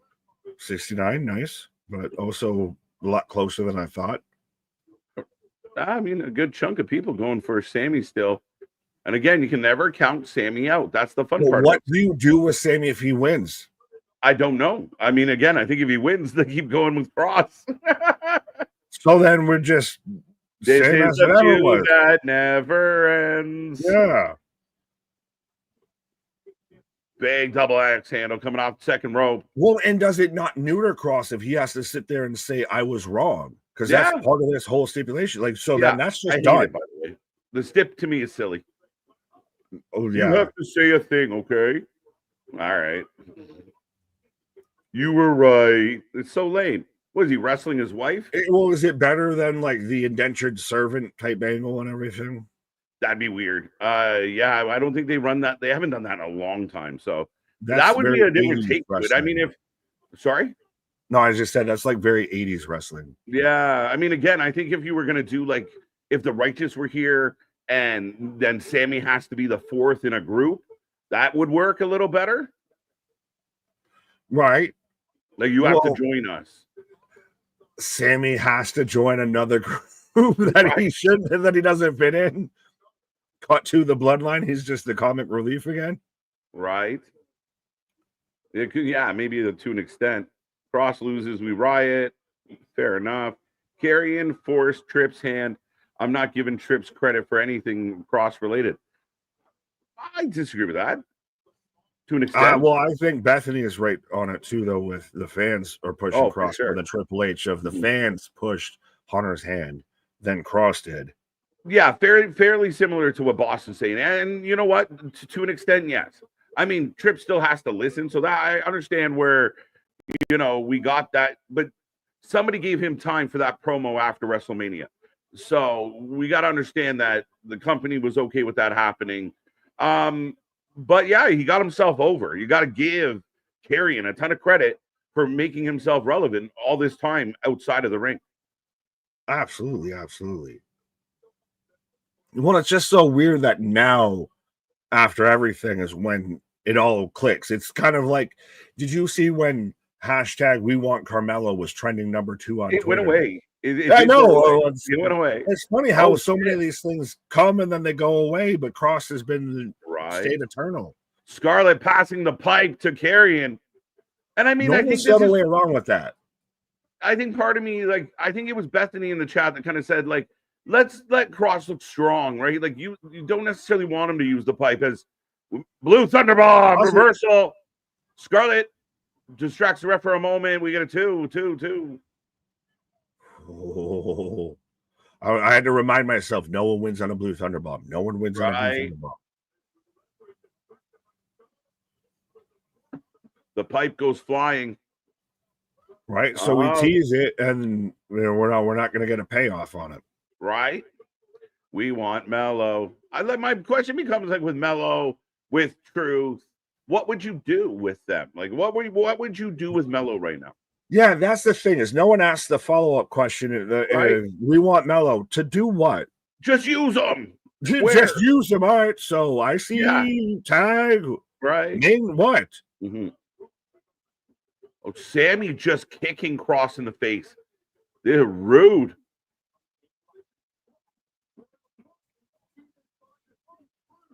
Working him some more.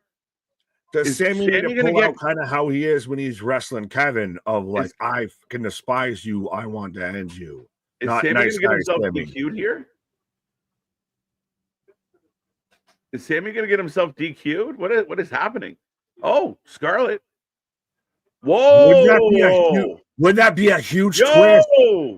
Hands it to Sammy, a huge twist. He gets himself DQ'd, and I was right, and Sammy turns to the dark side.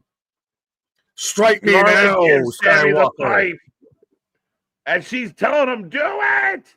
Scarlet, edging him on. Pause. Big pause. But yeah, this is fucking Star Wars here. Strike me now, Skywalker. Let's go. Is he gonna do it? Sammy's thinking about it. The crowd is a rumbling. But he's looking through all the people, and he chucks it away. I say nay.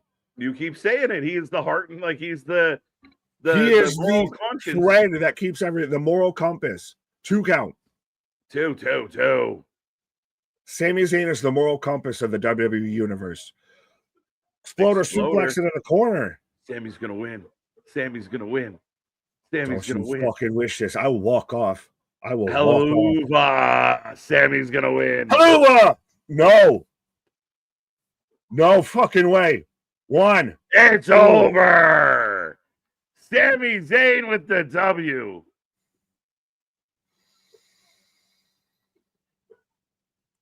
Sami Zayn. Kidding me? Holy shit. Karrion Kross, it was nice to know you in the WWE universe. I hope you sign preferably with TNA.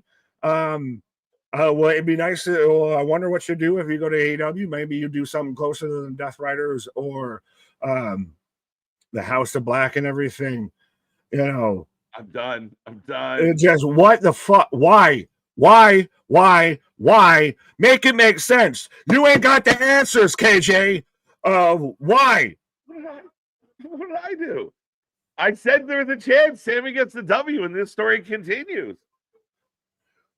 This makes no fucking. Everyone is behind this goddamn man. He's got a book coming out. That's there's got to be that.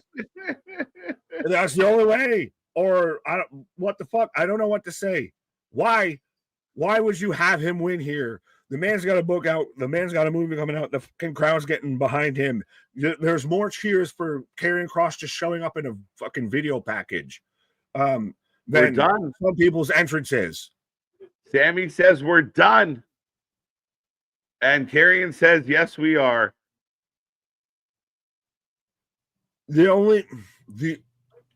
I'm trying to rationalize this in my brain. It's the only way of just we start anew, but this feels like they might be through. I'm really worried that Karrion Kross is done in WWE. Right. I don't want to think that. I just, what the fuck are we doing? Is that Karrion Kross's lot? 53,161. The final attendance. Oh, that was. I was liking SummerSlam until then. Still a good match. I enjoyed the match. I enjoyed the twists and turns. I said there was a possibility. I thought Karrion was the better choice. I have no idea what this means. I don't know where we go with it.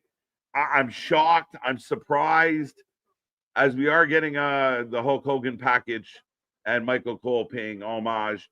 But my God, Nick, what does this mean for Karrion Kross? No. Is it that? 'Cause, I liked the whole Scarlet of do it, Skywalker, strike your father down now, and everything. But the fact that he actually lost, as we got Nick Right. Hogan and the missus, but the fact that he lost after he got tossed to the turnbuckle, one haluva kick is all it took. It's deadly. Deadly, bro. You can't get hit with that. Yeah, so is contract negotiations and looking up at the lights. I think that's, might be more writing on the wall. I'm hoping and praying that we're hitting a reset than a forget. But this might, nah. Hey. At least they didn't have him get on the mic and do the I was wrong thing. At least they just did. It didn't We're happen. done. Yeah. So you didn't completely castrate the man. You just neutered him. Right. Thanks for coming, Cross. We love you. But again, if I had to put money down, I was putting my money on Cross all the way. I'm shocked. I have no idea what they're going to do here. And maybe it does tie into the fact that Cross is on his way out ski. And it's unfortunate because I think there's a ton of talent there. The fans have gotten behind him in a big way. He's kept himself relevant while being absent. And I'm shocked. I'm chuckling a little because I'm not as mad as some people, but I am shocked. If Cross leaves and wherever he shows up, do you instantly win a lot of good faith? I was worried with him having the Kevin Sullivan thing, of no matter where you go, you've got talent, all that. Like, right. If TNA signs him, you instantly, that's a big shark that jumped into the tank. Oh, if for sure. AW signs him, you've got a lot of good faith and a lot of good momentum that you might swing people to your side because Cross is there. If used well, like if he comes in a battle royal and then some wrestling fans will just go because he's there. Yeah, but I still think if you really want to shake it up, if he walks in and kicks Hangman Page in the face, and that's his introduction to your company, yes, let's go. Let's fucking go. Not only do we sign him, we're going to use him to where people thought he should be used. An instant notoriety in a bigger way. It's still, you're right. Like, holy shit, Cross went over there. But I think you got to create something special with it. Oh, you could. And that's the thing is that would be the biggest shot back across the bow. If I'm AEW is I get Karrion Kross because I don't know what the fuck we're doing with that booking decision. Respectfully, I know. Oh, he could have won. Right, but who the fans have gotten behind, and we listen to the fans, and we want to get the social media engagements and everything. The man who's had the most is Karrion Kross, and you know what we do? We make him lose. We make him lose again. Biggest party of the summer, lose. And this is what you do with that is you cripple him and you put him in a position where his word, his promo, his vignettes, nothing he does matters anymore because ultimately we believe he is doomed to fail. And when you have that level of apathy, as we got the Clown and Iggy back on screen. But this is the same guy who, after WrestleMania, was cutting the promo. Hey, guy in the production truck with the suit and tie and everything. Right. We're on air. Going back to this of just now, he just loses he constantly loses any credibility, any validity as a threat. Right. I wish Sammy would have used the pipe. I think it might have been a better ending. It might have been a better twist. It would have been. It's the best. If Sammy would have won, that's the ending you give it. Strike me down now. You halfway turn to the dark side, or at the very least, I had to find that deeper part of me, that darker part of me, to put him away instead of one fucking haluva kick. one. Santino Marella would have at least gone down to fucking 2 or 3 of them, not just one. That's all it takes is one good haluva. You're done. But no, again, I mean. I don't know. Like, this to me feels like nothing, like it does feel like goodbye. It feels like this is not working out. Better luck, next time kind of vibe. I But have no this is idea. but it's so wrong because this is Crazy. this is the R-Truth. A moment of, if it's that level of, you are tone deaf to what your audience is actually saying. It would feel that way in this case, especially like, could you imagine if the announcement comes out? Like right now, we're getting a behind the scenes tour. If anybody's wondering, they're just doing a little package. Jade's on the screen. I think it's like a super fan thing, X Infinity something or other. But Right. yeah, Nick, I mean, ultimately, like if word came out that Karen Cross is released with Scarlett, I I wonder, again, would it be a R-Truth type of backlash of people just kind of crashing out across the internet? Yes. And Right? as you can see, it's already happening, and he just lost the match, and it's already starting to feel like the bells are tolling.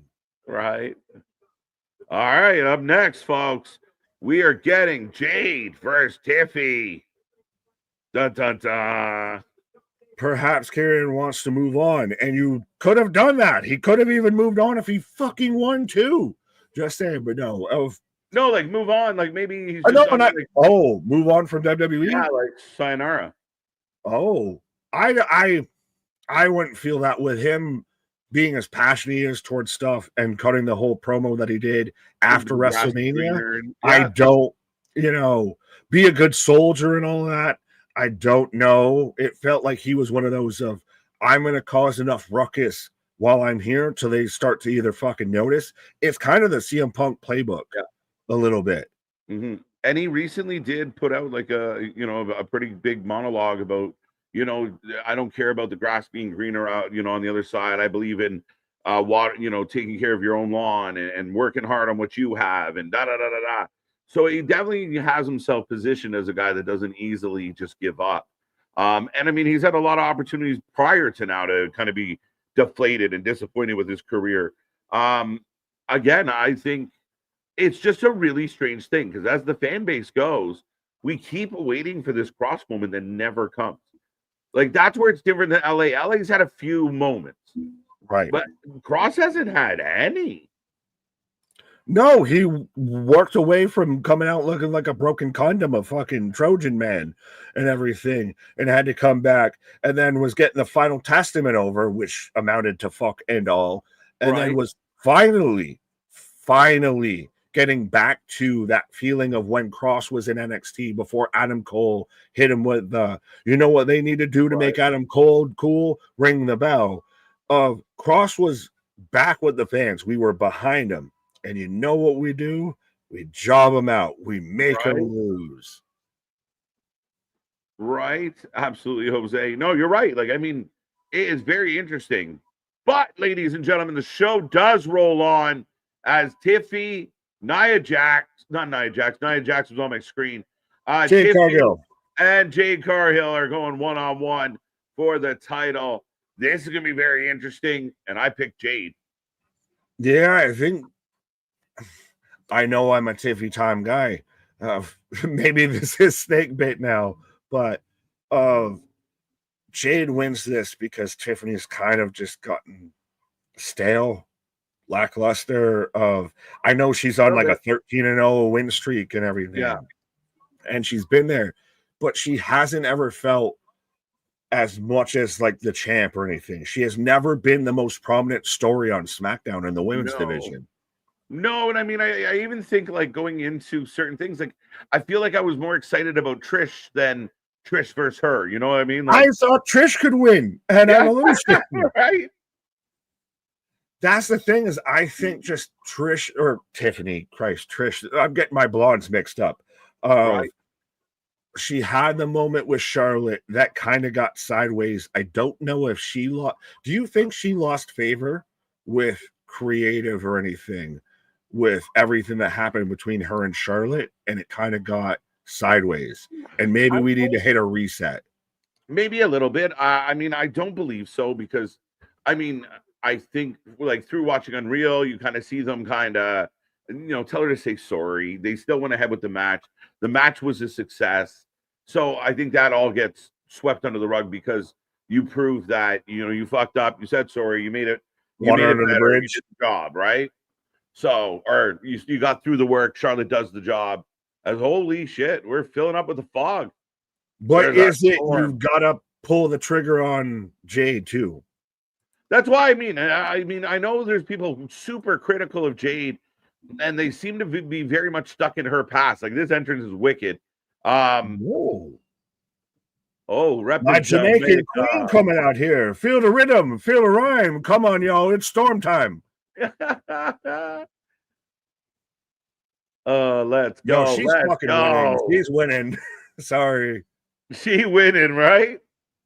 I think it's time. I think you can't protect her forever. If she is going to be something, you got to start using her. And the fans got to assess her.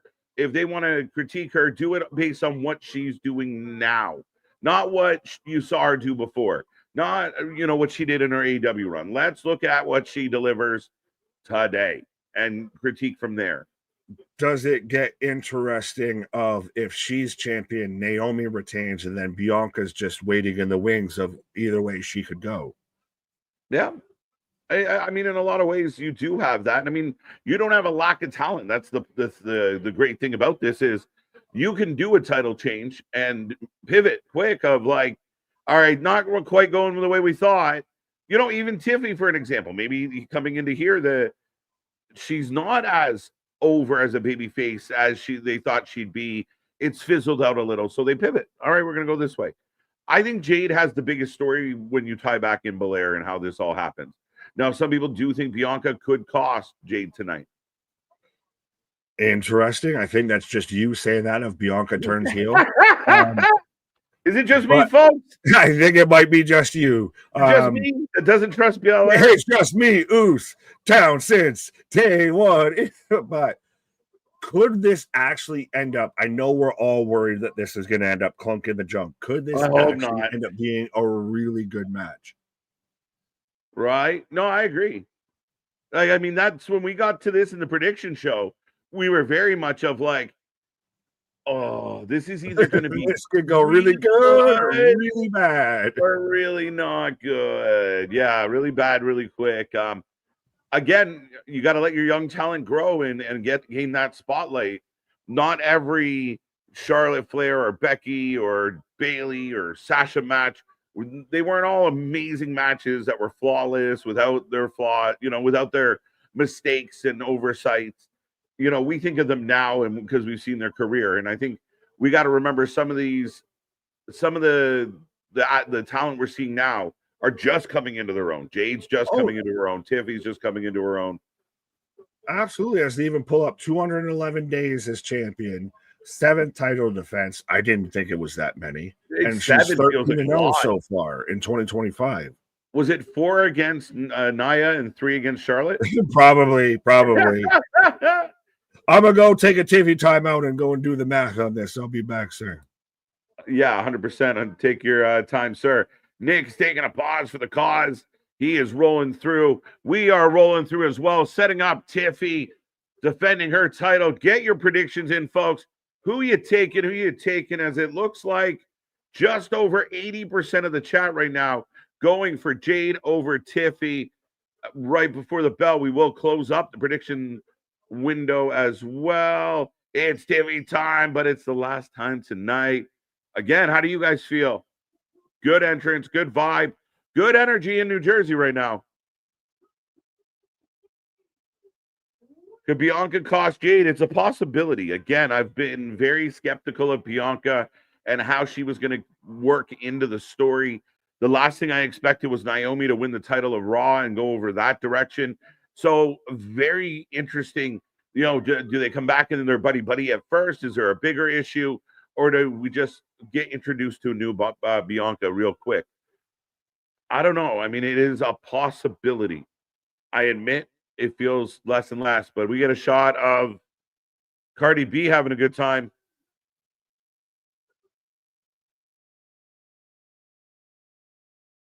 Tiffy raising that belt up. Is it for the last time? Jade for the win, even though I don't want it. Easy Bake making the pick with the brain, not the heart. I'm watching you on YouTube on my TV and watching you on Twitch on my phone. Dude, we appreciate the doubling up on the love. That's very nice. Thank you so much for that. Again, we are on Twitch, folks, and I think we are very close. Where were we? Let me double check. We are one away. We need one Twitcher. We need one. We need one Twitcher to get to 100, and the bell has gone. Predictions are closed. Ninja Turtle in the house. I like Jada not well enough, but she isn't improved enough since coming to the WWE, in my opinion.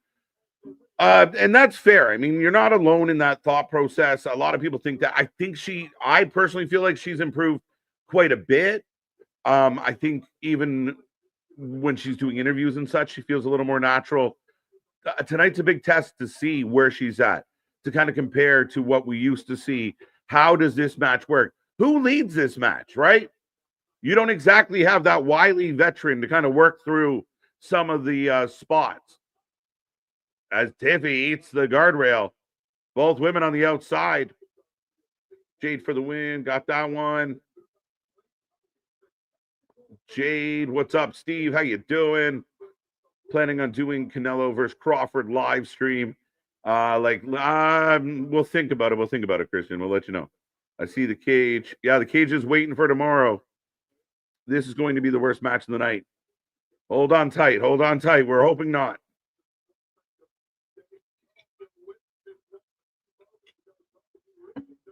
Yelling too much, apparently. What's up? What's up? How you doing, Raheem?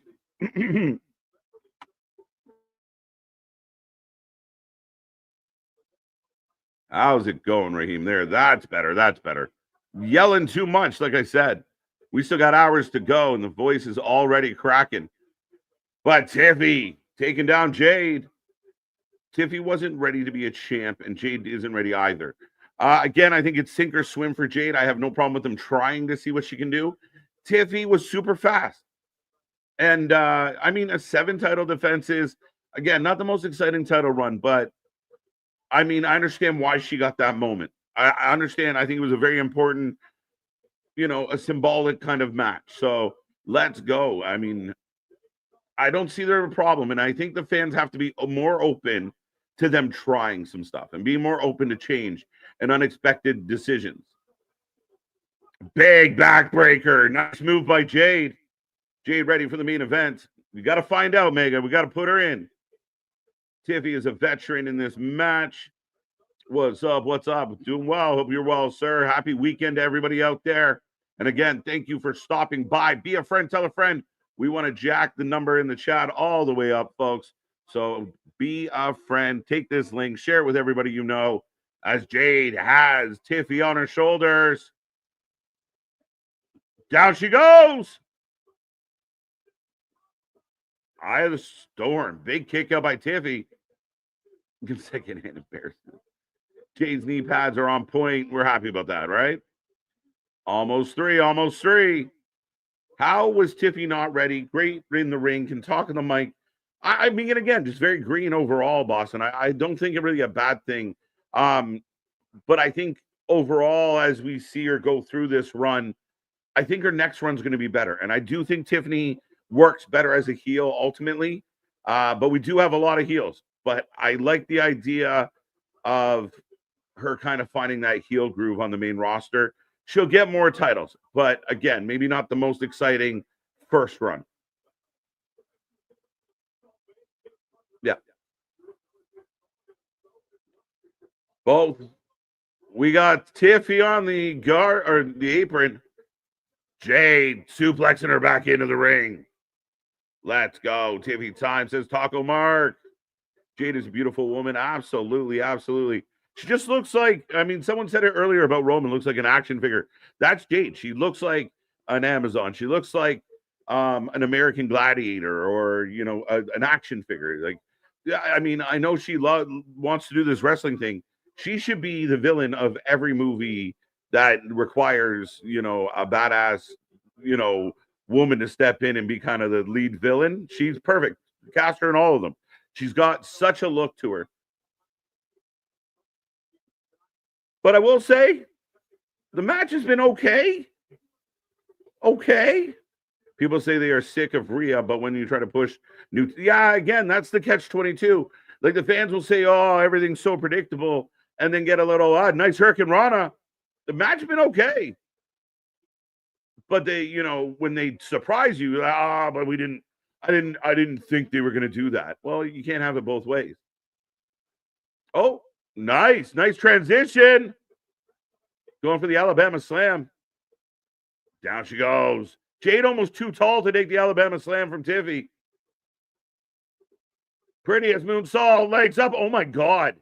Tiffy down hard. Wow. Jade's going to win. Jade's going to win. Oh, she's close to those ropes, though.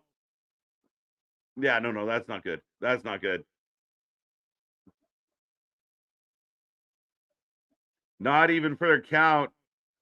All right. It's been going quick. Absolutely. Good pace. I think both the first two matches were done well. I know some people don't like the fact that Cross lost, but it wasn't a bad match. This match has been all right. That part was a little sloppy. Nice move. Yeah, nice transition. If they ever put a silhouette logo on the Women's Championship belt, it should be Jade's. In fact. Wow. Sets up a choke slam. Michael saying Tiffy looks out of sorts. She might have actually caught Jade's feet on the way down. She popped back hard, and she's been wobbly since. As Jade is taking Tiffy to the second ropes. Second rope. We're going to get jaded from the second rope. Oh, no, we're going up. Uh-oh. Wow, Tiffy with a reversal. The hell was that? Pretty as moonsault. No way. And Tiffy beats her clean. What? And still, ladies and gentlemen, Tiffy time goes on.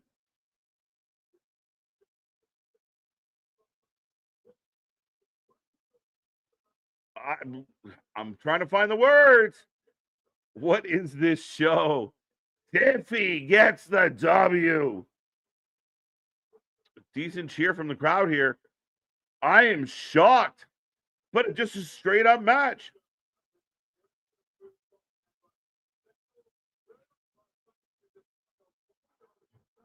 And the finish was, the reversal into the moonsault was great. 4-0, really? Crazy. Wow, Jade haters are happy. Hey, listen, she had a good match on SummerSlam for the title. She doesn't have to hang her head at all. She didn't get the win tonight. They keep Tiffy. They like Tiffy. They're a big win. People said, I was critical of her title run. It's a big win. And it was clean. Just a good win. An okay match. I like the ending and a surprise win, if you ask me. As now we are going to the trailer of the Rock's next movie. Braun Breaker spotted being assisted limping backstage. Don't want to hear that. I love it. Trips has us thinking we know. Yeah, again, then the fans get mad when they think one way and it goes the other. Again, I think the match was okay. You can't be mad at them. For people who said they're not booking Tiffy well, her beating Jade tonight is booking her well. So, yeah, that was awful. Fair enough. Boo. I'm going to do a George Costanza pretty soon and start going against my gut. No shit, right? Boring ending. I thought the ending was good. I thought she set her up for the jaded on the turnbuckle. Tiffy got out of it in a pretty good way and turned it into that prettiest moonsault. I thought the finish was fine. At least it wasn't a roll-up, right? Only 2 matches left. That's right, folks. We are down to 2 matches, which means up next is going to be all the jelly. Are you ready for this jelly? As 79% of you were wrong about Jade. Wah, wah. All right. So I will put the predictions up for the next match as we assume it is not main eventing, correct? But let me know who you're taking as we get Team RK Roll taking on Logan and Drew. What was it? Logan Tire. Speaking of rolls, though, we are on a roll. Well, I saw Boston earlier said, and they say their show's going to go to 11. I doubt it. Yeah, we're at the 8 o'clock hour. We got 2 matches left. They're going to go a fucking hour. Yeah, that's what fucked me up. I thought the main show started at 6 p.m. or sorry, 7 p.m. And we were going like 7 to 11. That's kind of, I was surprised. And again, a little bit of an oversight on my part. 7 to 11. Right, 6 o'clock. Oh shit, okay. But we are getting some replays from the show already tonight. And again, Nick, Tiffy time continues. I'm not mad at it. Like, that's the thing, is like it's okay. Like, I didn't expect it, but it makes sense. It's one of those, it's a lot of these situations of Taneka Younger, chef and cookbook author. Who the fuck are you? There you go. But she was on, yeah. Anyway, moving on. Cardi B. But anyways, Cardi B. It's a lot of the situations, a lot of matches tonight are, I'm not mad at the outcome, except for Cross, of it's not what I expected, but it's not been bad at all. It keeps you guessing. Yeah. It keeps you moving. Like, the predictions, I'm like, I'm bad at this. Yeah, and you can't really say that, like, well, this shit's predictable. It's always predictable. It's always predictable. Oh, I didn't know they were going to do that. I didn't think they would do that. Why did they think? Well, you can't have it both ways, right? Like, you know, I'm surprised, and I'm supposed to be surprised. And again, I mean, the mission for them is come Monday next week or come Friday next week, you got to start explaining some of the decisions you made this weekend. I think this has been a great pay-per-view, regardless of how people feel about a couple of the finishes. Do you think night 2 is going to outkick night 1? It will be very dependent on how this main event, the next 2 matches go, but we already said night 2 stacked, belts everywhere, stips everywhere, right? The big thing about night 1 is jelly. Well, I think the big thing on night 2, or big thing on both nights, is how the main events end. Is it interesting also? CM Punk has now main evented night 1 of WrestleMania and SummerSlam. John Cena's main evented night 2 of WrestleMania and SummerSlam. Interesting. Just a little fun tidbit out there. Right. Tiffy came in, no flashy entrance, and just went to work. It's true. She just went in there and worked. Who's making these bullshit calls? Right. Bruce Pritchard, Abyss is just somewhere in the corner of just like, I thought it was okay. I thought it was okay. Yeah. No, I'm not saying this. I'm not mad or disappointed with the show at all as far as being entertained for the first couple hours.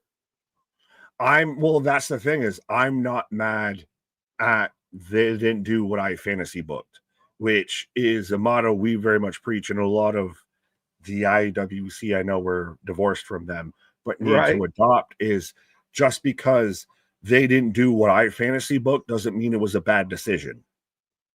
Right. No, I mean, it's crazy. So, but folks, up next, we do have Jelly Roll and RKO taking on Drew and Logan, of course. And again, this shall be very interesting on how this all works. I hope it goes well. I hope it goes smooth.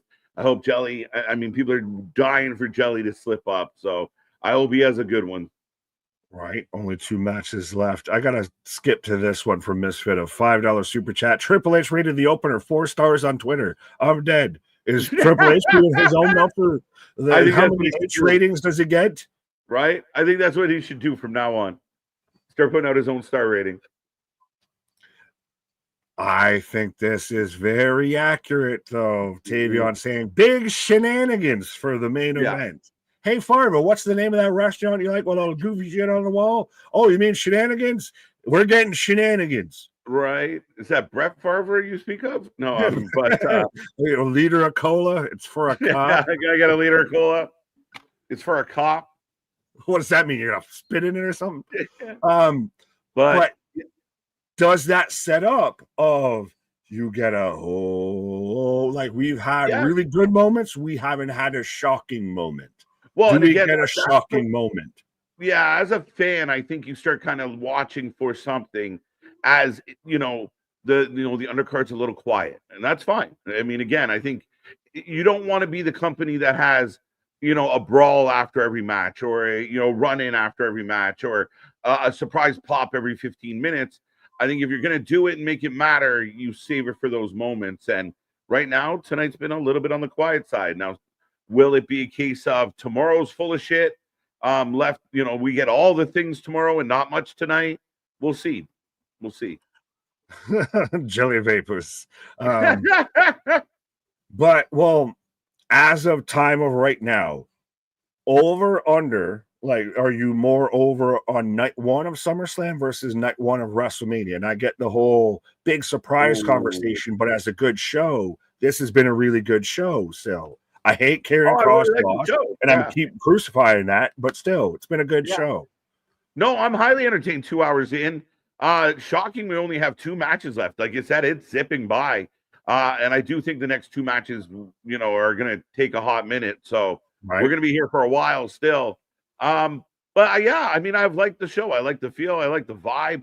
And the fact that people are out there right now debating, winners and losers, they're doing their job. They're making you talk, folks. Absolutely. Hashtag jelly vapors. I like this from Garden. Don't spit in that cop's burger. Don't spit in that. Does that look like spit to you? Yeah. Fucking punk. Are you saying meow? Oh, what am I? I'm a cat. I'm jumping all from wibbly nimbly, from tree to tree, from limb to limb. Right, meow. Right, meow. License registration, right, meow. Right. As we do have Logan Paul coming out to the ring. Vapor rolls. Yeah, for anyone who doesn't get the reference, go and watch Viper Super rolls. Troopers. Yeah. Yeah, we did the whole scene, actually. Pretty much, literally. But this joke of a match should take 5 minutes. Nah, I say nay. I think this goes a long way. I mean, again, they instantly jump on the idea that this match is a joke. To me, we're kind of missing the idea of a lot of things that got us here in wrestling. And I grew up in a lot of celebrity participation. I got no problem with this. The build's been good. What? Everyone's Logan Paul is an outsider. Everyone's holding up little hanging signs. But it's written like outsiders, like Kevin Nash and Scott Hall. So I'm like, what? Logan Paul is an outsider. But ultimately, I got no problem with this match. And the fans have been reacting really strong to it. And there's wrestlers out there that would kill to cut a promo the way Jelly Roll can cut a promo. Sorry. Facts. Jinx, yell me a Coke. What was it? Spaz said, label me a Coke machine or a Coke on my forehead because I'm going to be a pop machine tonight. Right. That kind of feels fitting. Right. Here comes Drew McIntyre. Boom, boom, boom, boom, boom, boom. It's still crazy to see, like, when they pan out wide, how big that goddamn stage is compared to literally, like, Drew's not a small guy, but he looks like an ant, with that fucking stage. Right. The stage is real cool. Liberace was part of WrestleMania, for crying out loud. Absolutely. Bethany got it. That's facts. Are we being silly? Snooki once fucking won a belt. Like, what are we talking about? Right. I don't think it's because it's a celebrity. It's because a guy named Jelly Roll that we don't take seriously. But we ever take the celebrities that serious. We got to give Jelly credit. You take Gravity seriously. You take fucking Hologram. Pockets in hands. I mean, we had Mr. Iguana and Psycho Clown show up last night, and everyone thinks they're fucking serious. Hashtag pocket in hand. That's my new fave. Yeah. But I mean, again, I got no problem with being entertained. And if this was something where the fans didn't react, the fans didn't give a shit, I'd be right there with the people that are like, this is silly. But the fact that it's a legit superstar, and he might not be your cup of tea, but he sells at arenas all over the world. That's all that matters. And at the end of the day, he brings a big audience. Logan brings a big audience. You have two of your biggest draws. Like, it's part of people buying tickets to see this event. And again, at the end of the day, they built it up. The guys in the gym putting in more effort than some people ever will be into putting in being a wrestler. You sit back and criticize a lot of wrestlers, but this guy's actually putting in the work. So we got to give credit where it's due and have fun. Have fun. People don't like that. It's still a party in the summer and everything, but yeah, I gotta agree with Anthony here. Snooki won a belt. I don't recall that. No, she won a match and she got her arm ripped out by John Morrison. She didn't win a belt. She ran not get ahead of ourselves, right? I know it's off topic. No, it's very on topic and very poignant with what I was saying of KJ speaking of pocket in hand with his Orange Cassidy. That was the reference. I'm glad you got there.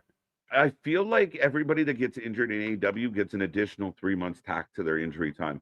I feel like everybody stays away for a long time. It's a subliminal contract extension. If I send you, if you're out for 6 months and I send you away for 9, I got 3 months extra on your contract. Right? Just free money rolling in every week. Some people rumored that he was going to be back at All In, so I'm under the understanding that he's close and he could be back at any moment. That's my best guess. Just at, I believe, some movie premiere, I think, with the Best Friends or something like that. Yeah. I can't remember exactly when. And even then, still, you can stand and take a picture. That doesn't mean you're ready to go in. Jelly Roll's coming out, and I'm pumped that he again comes out to Who's Your Daddy? Who's your honey? Who's your baby? Who's your man? Let's go. Jelly Roll in the house. Shocking he's not coming out to his own song or whatever, but Who's Your Daddy's a good choice. Now he's got to cut the promo, though. There you go. Is it telling, though, that he has to put the fucking finger in the ear because it's that loud? He has to do that so he can hear himself? Right? Boston's out here snoring. They got Jelly singing in Randy. They got Jelly singing Randy in. They talk to me. They talk to me. Jason asking me a question, but I think we both can answer it. How does Nick feel about MJF as the new CML lightweight champion? You want to take this first? Because I saw your response to the group chat. I want you to take this first. Come on. It's so funny. And for anybody that talks about, like, I can't believe the WWE counter books and da-da-da, tell me this isn't a response to all the Mexican love WWE's been showing as of late. It's just so funny. And MJF, right now, he's caught up in your world title picture, and he goes off and just grabs this belt for no reason. To me, it's funny as fuck. It's just funny. Like, I don't care. I'm not mad. I just think it's hilarious that this is a thing. What is the feud that MJF's in right now? Is it the Hurt Syndicate? Is it Adam Page? Is it CMLL with Mystico? Funny. Yeah, Bunny looks a little bit funny. She looks like the drummer, or is it the bassist from the Muppets with the blonde hair and everything? Okay, I was like, with the with the beanie and everything. She looks a little bit like that. She's married to Animo. But yeah, what is MJF is fighting. He got kicked out the Hurt Syndicate way too fucking fast. But not even with a feud. It wasn't like now we fight. Like there should be a fucking feud out of that. Oh. And by the way, this is also the guy who's in Happy Gilmore 2, biggest movie out there on Netflix, one of the biggest movies of the fucking summer and everything. Right. Well, we don't even know where the fuck we're putting them. And we've got him involved in some mid-card shit in CMLL. Not our company, by the way. We don't even own that company. We don't have a stake in that company. Yeah, they're out there capitalizing on his fame more than his own company is. Facts. CMLL versus El Grande Americano and let the world burn. Yeah, MJF versus Mystico. I'm sorry. I know Sappy out there thinks Mystico's is the bee's knees, but MJF needs to be doing better things than Mystico right now. He also does look like a guy. Him and Meltzer both look like a guy that would still use the term bee's knees. Facts. Who's your dad? I love it. I think that's hilarious, Jason. Who's your man? Who's your man? Is it funny that he came out to a country music song when he doesn't make country music? He just makes pop alternative music. Kinda. But look at what real country song does Jelly Roll make? I mean, you would argue like "Save Me" and a lot of that kind of. That's not a country song. That is just a song. It's got some twang to it. Don't rule out the. He just has twang. It's that alternative country adjacent stuff. Country adjacent. Right. More and more of his stuff is very. Even fucking Post Malone out there doing fucking country. I would say Post is more country right now than Jelly Roll. Jesus Christ. He at least did an album with Blake Shelton. Okay, wins. I'm splitting hairs here, but I'm saying that he's closer. He found the president. He's closer to the pin. If we're playing golf, he's closer to the pin. I could go through the list of all the country people that Jelly Roll's done cameos with, my guy. But Post did one with Dolly Parton. That might be a trump. That might be a trump card. Oh God, no. Oh, here we go. Oh, cheap shot from Logan.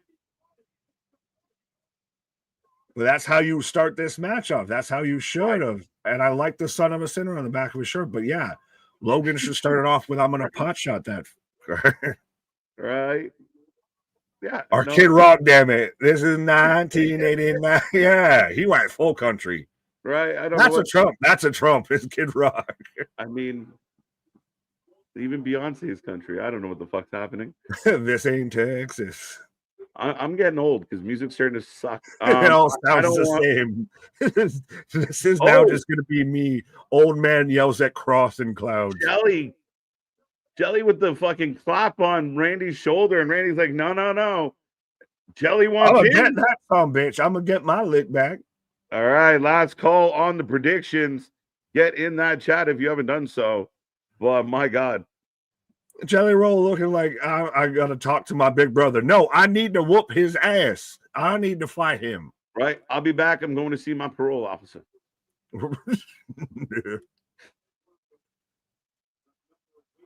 Oh, here we go. We're underway with Logan and Jelly Roll. When did we ever think we were going to see this? Anybody else have this on the bingo card? Logan and Jelly Roll has a whole alternate universe bingo card. I mean, again, Jelly Roll, like, are we in a simulation or what? Jelly Roll versus Logan Paul at SummerSlam. Fuck off. No, it's happening. It's really a thing. Whose 2K 2025 Creator Wrestler package are we watching? Back elbow. Yeah. Big shoulder block. Oh, Paul to the gut again. That's all they do is Jelly just kick to the gut, kick to the gut. Oh, whoa. Can he slam him? Hogan Andre. Hogan Andre. Can he slam the big man? But no, the big man can't slam him. Jelly off the rope.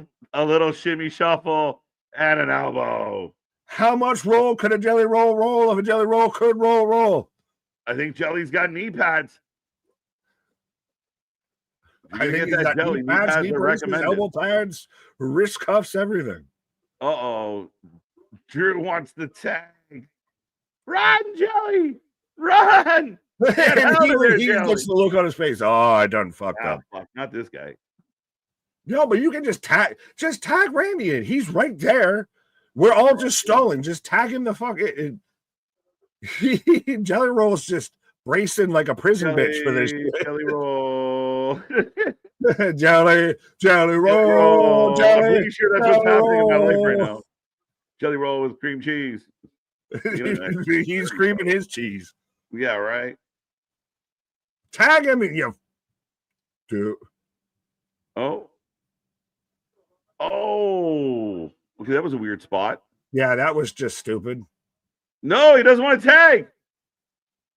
Force him, Randy. You're a grown adult too. This is an adult talking to an adult. This isn't a fucking Make-A-Wish child. Tag your ass in and end this. Move along. Let's get to actual wrestling. So again. All right. And why is Drew watching this fucking happen? This fucking powwow. Claymore his ass, and we could be done here. Jelly looking like he knows he just bit off more than he can chew. Drew grabs him by the throat. Cash in, but it doesn't happen in the faster in another 30 minutes.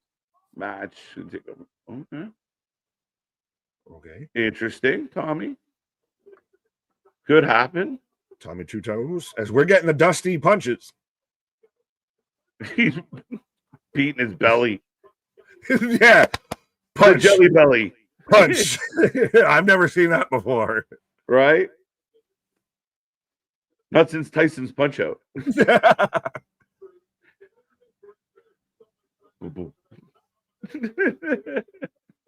Nature Boy Strat. Yeah, well, that was. I'm surprised that this has been so jelly focused so far. Yeah, this has been the MO of the tag teams on tag team matches tonight. Is one guy starts it off, one guy or gal. We saw it with Alexa, we saw it with Jay, gets worked over strong, and we set up and we build to the most over star in the match, waiting for the hot tag. Yeah. And then we go from there. Yes. That sounds about right. That's the way it should be done. Oh, jelly bit off more than he can chew. And he's a big man. He can chew a lot. Right. 5 minutes and you out, Boston Gamer Boo Boo. Huh? That's between them. Carlos, Big Unc, and Big Cousin Nick. But you bury Karrion Kross, you bury Jade. I love wrestling right now, but tonight just suck. I mean, what's next for Did 2? On top of the reports, Kross contract is up. Carlos, how you doing? I understand why some people might be scratching their head right now. Kross, I agree with. Normally I'm scratching my head like this, but this got me doing this shit. The Tiffany Jade thing, I don't think it's a burial at all. I think that was literally could go either way. And still leaves room for Jade, and that's offensive of this man split two. Literally teabag and ball drop right on his chest. Yeah, it's not even New Year's. But the Jade thing, she can still be involved with Naomi. She can still be involved with Bianca. I'm more just surprised that Tiffany won than anything. It's not a burial by any means. The Kross thing, I think, gets really dicey. It's going to be really interesting. I'm going to have to cipher through dirt sheets and everything of what's fact and what's fiction, because you're going to see a lot of talk now of Karrion Kross is done, Karrion Kross is out, Karrion Kross going here, Karrion Kross going there, what have you. That's where that conversation is going to go now. That felt, you did that man dirty, or you did the fans dirty, I'll say with that. I don't know that. You did me dirty, goddammit. You did me dirty. I mean, again, can we at least wait till like Monday before we make that decision? I'll give you till Sunday. That's the best Monday. I can do. Monday, we got to know what happens on Raw. If nothing happens, I think it was goodbye for Kross, and I know you're hurt, but I mean, Jade, I'm not worried about. I'm shocked, but not worried about. No, Jade is not a burial by any means, by any stretch of the imagination. It's just an unexpected outcome of Kross is. I don't think it's exactly a bury. I think it might be goodbye as Kross is dumping Drew onto the outside. Yeah, and Jelly shocks Drew. Yeah, Logan building up to the hot tag to Randy. Are we gonna get it? Are we gonna get it? Who's gonna get the tag first? You get the tag to Randy. Tag to Randy. Love it, love it. Randy on fire. Them team Malachi and Karrion Kross towing the righteous, and I'm fine with a 4-man faction. Interesting. Again, who's the leader though? Karrion to an extent. I mean, Kross is a tough shout. Vintage Orton.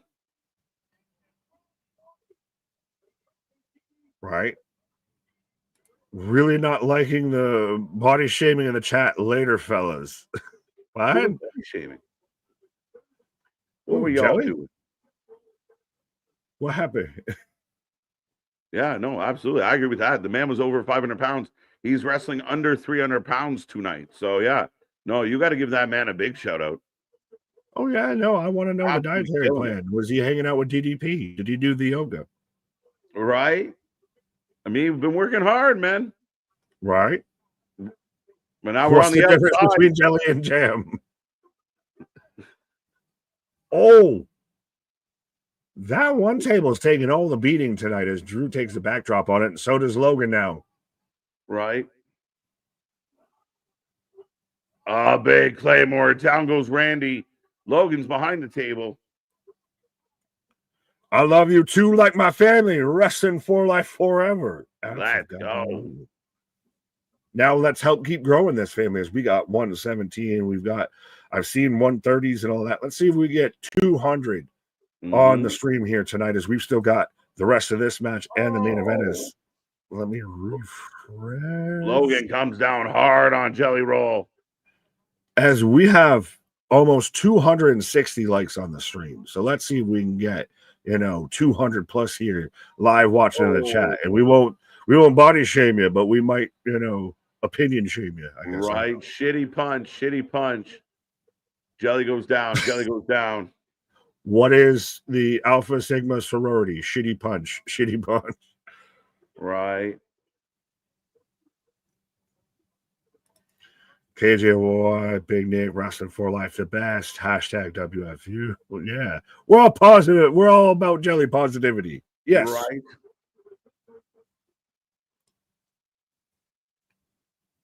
But Drew setting it up. He's got Jelly. As Logan Paul is sliding prime bottles into his britches. As we're going to get Logan Paul has shades on inside where the prime bottles were setting up Jelly Roll. No. I asked you on Thursday, Nick, are we going to get Jelly put through a table on a turnbuckle spot? He's doing the 2, 1. Stone Cold Steve Bond plus body Jelly Roll. Jelly goes splat. Oh my God, is Jelly okay? What does Jelly look like on toast? But I don't know what I see. Is Jelly okay? That's instantly what the ref's checking on. Is Jelly okay? Was that too much jelly over not enough toast, or too much, not enough jelly over too much toast? And it's so weird because he's not laid the other normally across it and everything. He's just like flat back across it. We got a bunch of officials coming out. Jesus H. Jelly. Did he break a rib? Oh. This is... he might have actually... I don't know if he's selling or if he really popped a rib or something. Jelly is my chest hurts, my back hurts, my neck, my back, my crack. Logan still down, but we got a bunch of people around Jelly. As Drew sliding in Randy. Jelly just got jammed. Jelly splashed. I predicted a top rope or a mid rope splash from Jelly Roll. I didn't expect it to be on him. Drew playing up the crowd. This whole match was calling for medic alone. No way. I wonder though if it's selling of we're gonna completely go with he's out, he's gone, and then just wait. I hope so. That's when you think he's out there. I hope so. Because oh shit. I hope it's all good. They're getting him up, thank God. Yeah, but he's a guy that you should, whether it's real or not, and I say that lightly, he should sell that way because he's not a wrestler. He's not a wrestler, goddamn right? musician, 100%. So he should sell a move like that. Like I just got killed.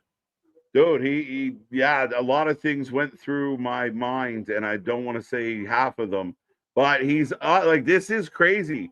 I just want him to be okay. Like generally, I'm pretty skeptical of injury spots, right? But like you said, he's not a wrestler. Like, is his ribs okay? Is he okay? Is his back okay? Like it's all gonna tell on if they still work a spot as they're walking him away with this.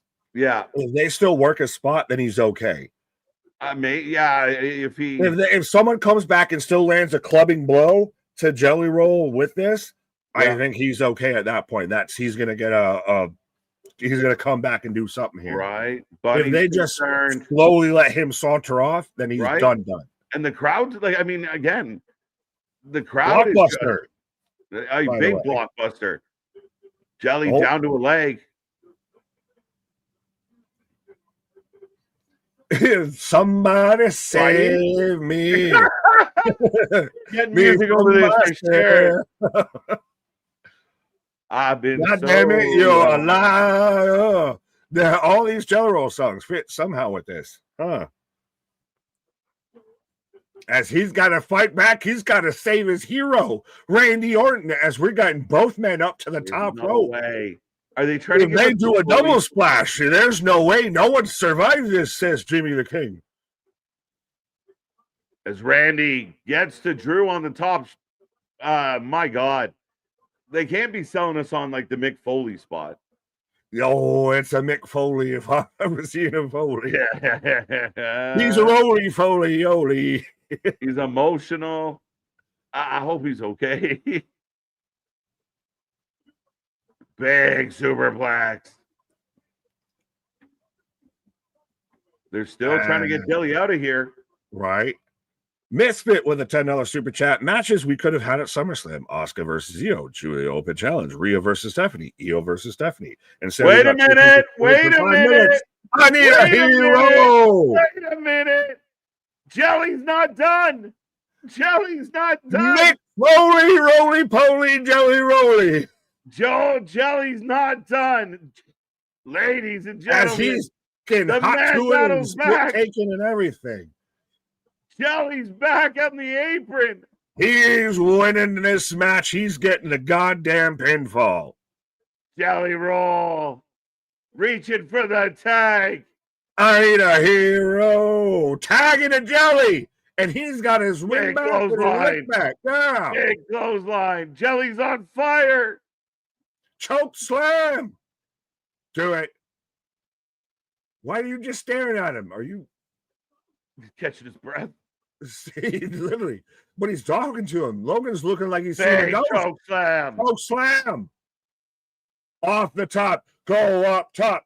Drew McIntyre dodging. Black hole slam. Black hole slam. Black hole slam. Jelly's fired up. The crowd goes wild. He was trying to pop off the shirt, but he couldn't get. Listen, the stadium is losing their mind. Right. And well, so Bethany explaining. Sorry, guys, I got a little defensive there. My father was over 600 pounds. Was so hard for him. He passed at 53. I love you guys. Back to wrestling. Yes, no, we're not taking pot shots at anybody. No. Trust me. I literally have big in my name. We're both big, husky, bearded guys. Yeah. Yeah. It's kind of our gimmick. I'm in shape. Round is a shape. Oh, my God. Did he jump? No. Did I miss Jelly Roll jumping? No, he did the slam, but it. Wow, Claymore down low. That was more of like a sliding knee than a Claymore. RKO! RKO! No, Logan Paul! Fuck up! Into the post! This is fun. Post Malone coming out to interfere. Don't do this. Don't do this. Not again. And you can see Jelly gets instantly. Frog Splash gets instantly spun up for that. Frog Splash 1, 2, 3. The Heels take the win. I suck at predictions.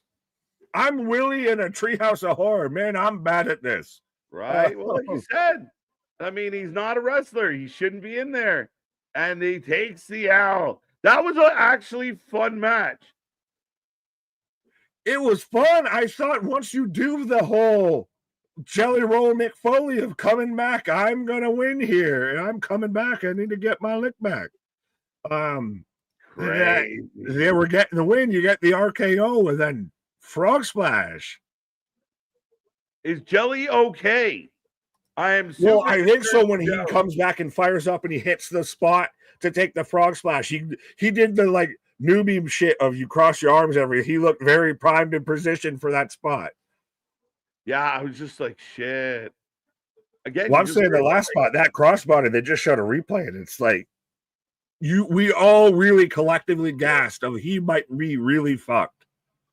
Yeah, I was concerned off that. Like, did they like it wouldn't take much to fucking, put some damage on. That's a big man coming through the air, landing on you, especially when you're not a professional. But look, like a jelly to belly, as Michael Cole called it. 3-2. Again, you got it. Is the fact that people have been wrong about their matches tonight a bad thing, or is the booker got people guessing? And you also, how much you weigh in this is a collective 2-night event of night one might be more, again, favorite term of the night of setting the tone for night two. Yeah, true. Oh, and you kind of needed to, right? And again, the fans in the building loved this. They went wild when Jelly made that comeback. Is this the last we've seen of Jelly, or is he on a roll? He might take some time off, heal up a little. That was a decent showing. The man did well. Yeah, but this has been super unpredictable in 95% of the right ways. There was one match that specifically will always be the wrong way to me, but I digress. Right. Trips had us looking bad unprotected. Yeah, all the way around. And again, it's the best thing about it, and why our prediction show, we were, before we went live, spoiler alert, pulling back the curtain, we were like, oh, an hour and a half, 2.5 hours where we ended at, because there was so much going on with each match, and literally, right, it's really hard to find a bad outcome in a match. Like Jelly Roll and Randy lost, and I'm not exactly too perturbed about it. No, and I mean, I think at the end of the day, they're doing Starry Night kind of Van Gogh vibes for this Paris. That's a good time. That's crazy. But no, I think ultimately, that's their job. I think fans can't get upset. Like, you want it to be unpredictable, and not everyone's buried. Nobody quit. Nobody retired. We're still gonna get, like, Jade will be back on Friday. As long as they have a plan and they deliver and you're entertained. And I know some people didn't love the idea of Jelly coming in and doing a match, but the crowd lost their fucking mind, and that's the job. That's the job. Oh, absolutely. Well, chat, y'all can let us know. You don't even gotta do a full comment or anything. Thumbs up, thumbs down. How you feeling tonight? I almost want to ask thumbs up or thumbs down compared to WrestleMania Night 1, but thumbs up or thumbs down. Right. How you feeling so far? As we're about to get to the main event of the evening at 8. We're going to the main event at the 9 o'clock hour. When the fuck? Tony, take notes. No, we forgot. We got one more match. Tomorrow. You're like, we forgot. No, we're down. No, it's tomorrow. They're playing with my emotion. All the title matches are tomorrow. Yeah. The Clash of Champions, Night of Champions is happening tomorrow. Right. But yeah, I think post Vince McMahon, Michael Cole really was able to cut loose. He's really become one of the better commentators for sure. Recent memory. Now that Vince is out of the ear, he got rid of that earworm, and now just more free reign, more. And as a company as a whole, it doesn't feel like everyone's walking around on eggshells anymore. No, I mean, again, and I mean, there's mixed feelings about how Unreal was. I think if people actually watched Unreal, they'd understand it wasn't that big of a, oh my God, they're giving away all the secrets. It wasn't that bad. I thought the parts where they really like hard edited the like the match replays from the Rumble and shit. I thought that was really well done. Like if you're not usually watching wrestling, and they kind of show you a match in that kind of format, it does kind of make you go, oh, that's exciting. Unreal was very much a get up to speed and introduce casual viewers to the big players like a Rhea, like a Charlotte, like a Jey Uso, right, like a CM Punk, etc. Explain gorilla position, give you what feels like a peek behind the curtain. Nothing super groundbreaking, I think, for anyone like us that's doing this week in and week out or watches regularly. It was a lot of more character pieces. Like there was almost a whole episode on Charlotte Flair. Yeah.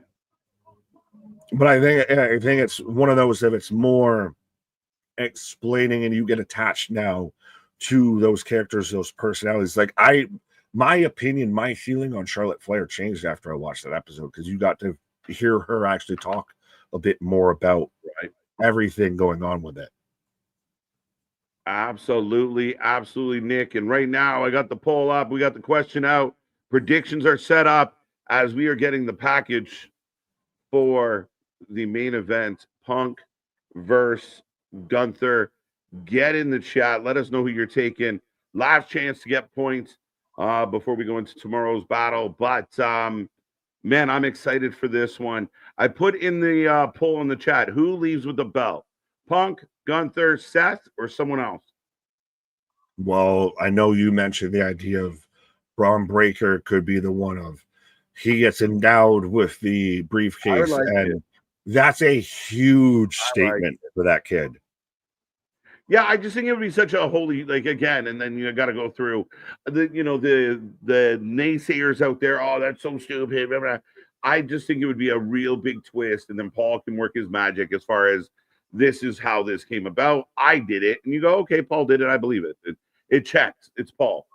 Does tonight just leave us with CM Punk leaving as world champion? I feel like, if Gunther leaves as world champion, night one was good, not great, was all right, was 7/8 maybe. If CM Punk leaves as champion, I think we've got big discussions throughout the evenings. And especially if they pull a swerve here, if they pivot in any sort of way, you're going to get earth-shattering shit. Yeah, I want it to be epic. And I mean, we'll see how this finishes off. I've enjoyed tonight, but I will be right back, sir. Fair enough. Well, speaking of pulling out something big, of a big thing pulling out, pause. But B-Hockey, I agree with you. That's kind of actually literally the point I just made. They have created, I don't say they've created zero talking points. They've created talking points. They've created talking points more. You got the Jelly Roll takes a loss. That's probably a talking point-ish to the masses. The cross things to the smart marks, to the Twitters. But I get what you have. Not huge, memorable walk away, talk away moments and everything out of tonight. This could be really big. Now, again, is CM Punk winning the World Championship big enough that it is one of those things that's truly talked about of 10 years plus past when he left and everything? CM Punk is now a world champion again. Is that going to ruffle enough feathers? Or is there an outside pivot? And again, I'm not going to be mad if it doesn't happen, of a Seth shows up, of a Braun shows up. If it's just straight up a really great match between CM Punk and Gunther and CM Punk wins, I think it'll be great. I'm just throwing out the question. Does that ruffle enough feathers? Does that spark enough conversation that rallies the troops even more and stoke the flames for night two? I've heard Gunther is injured and a little banged up. The most I've heard is he has a nose issue, whatever that may be. Does he have the sniffles? Does he need a tissue? I can see them leading into more story, the Roman and Jay and news stories with how these matches have went. I love it. Well, there you go, Rich. As I got CM Punk coming out right now. So again, folks, let us know whether you're taking CM Punk or you're taking Gunther, or outside forces, be they may, leave here as world champion tonight. But it's still, I saw it floating around and I mentioned it, and I still think it's a really fun fact of, so WrestleMania Night 1 and now SummerSlam Night 1 have both been main evented by CM Punk. And WrestleMania Night 2 and SummerSlam Night 2 will also be main evented by John Cena. And speaking of the John Cena demise, CM Punk. Well, I'll be back at it like a jackrabbit, sir. Absolutely. As Punk comes out, sorry, 1 second. You're good. Fair enough. We'll fix the rest. There we go. It's like you just popped in to show up. There you go. Roman is an amazing babyface. It's really weird. He's just an amazing talent. He is not just the guy. He is the guy. Speaking of the guy, 316 Hasn't been a minute. KJ and Nick, I see that TJD, yes, the Judgment Day lost the women's tag titles. Do you think that Liv will be there tomorrow night? No. I think we've still got plenty of time. And honestly, I think when Liv shows back up, she's going to be a babyface in the situation. I don't know how fully, but I think we're going to work that situation to where she's coming back to right the wrongs that have transpired. Rooster, for a second. Oh, you're a rooster. For a second, I thought Bad Bunny was going to come out and challenge Logan Paul at Survivor Series. All the celebrity warfares. Never send an elephant to do a viper's job. Jeebus. It's clobbering time. We need Jello Roll and Bad Bunny versus Logan and Miz. 42, there you go. KJ, can we do a poll to see if Seth returns? Well, I think that's in kind of a bit of the poll for this match. He's not going to return and not cash in, so I'll put it that way. So if he's going to return, he's going to cash in and win. So you can make your voice be heard if you think that, the greatest trick the devil ever pulled was convincing the world he didn't exist. And we get Seth Rollins to kind of do that. We had Naomi outdo allegedly his heist. Do we get him to outdo Naomi's heist here with Seth Rollins showing up at the end of this? Because again, this is still, we're 15 minutes away from 9 o'clock. This feels,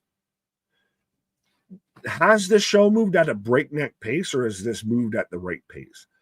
I know I'm normally a judge for halfway with pacing and letting shows breathe and everything. I think they've done well enough. I just find it interesting that realistically, this started at 6 o'clock on the dot, and we could be out of here damn near by 9:30. That's moving at a faster pace almost than a SmackDown at times. Got my World Heavyweight Championship on the shoulder and I'm ready. It's clobbering time. There you go. Nick, do your Bills have enough capital to trade for Micah Parsons? Probably not, being honest. If I'm being honest with that, I would not assume so unless we're trading the fucking farm of we give up all the draft picks. So, yeah, I wouldn't say that. It would be a phenomenal feat if we managed to pull that off. Yeah.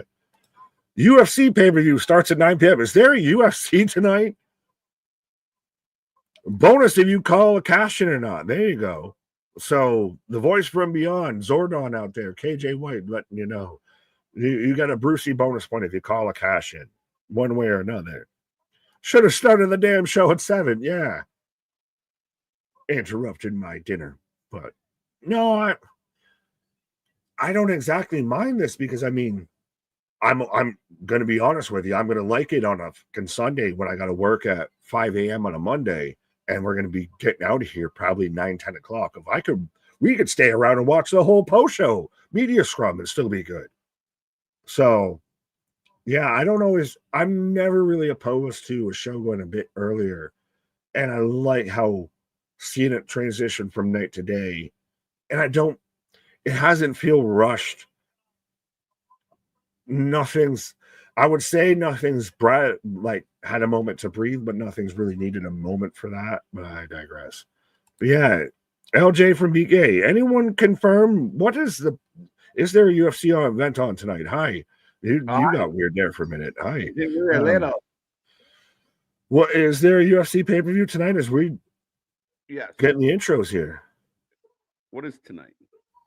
I don't know. Well, tonight is Saturday night. Tonight is right now to where we've got Alicia Taylor, Bride of Frankenstein herself, introducing CM Punk as the challenger for the World Heavyweight title.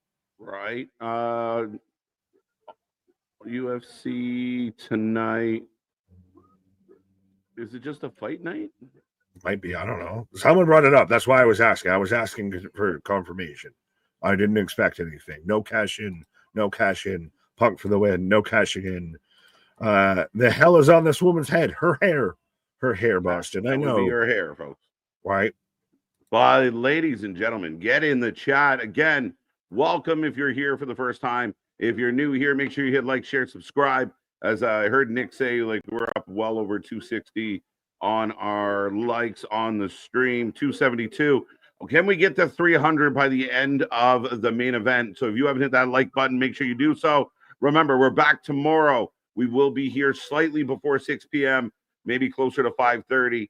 And we will be here on Monday at 7:30 for Raw, all through the whole week for all your favorite wrestling. We watch more live wrestling than anybody else out there. And the main event is upon us, folks.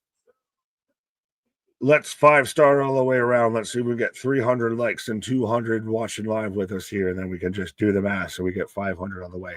Am I the only one? I halfway thought there was a kid with ginger hair that's right on the corner on the front row on the left side.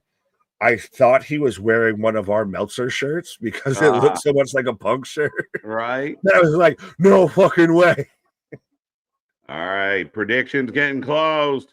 Yeah, and I'm looking forward to tomorrow as well. Like, I mean, again, I know Triple H before talked about pacing the 2-night event out.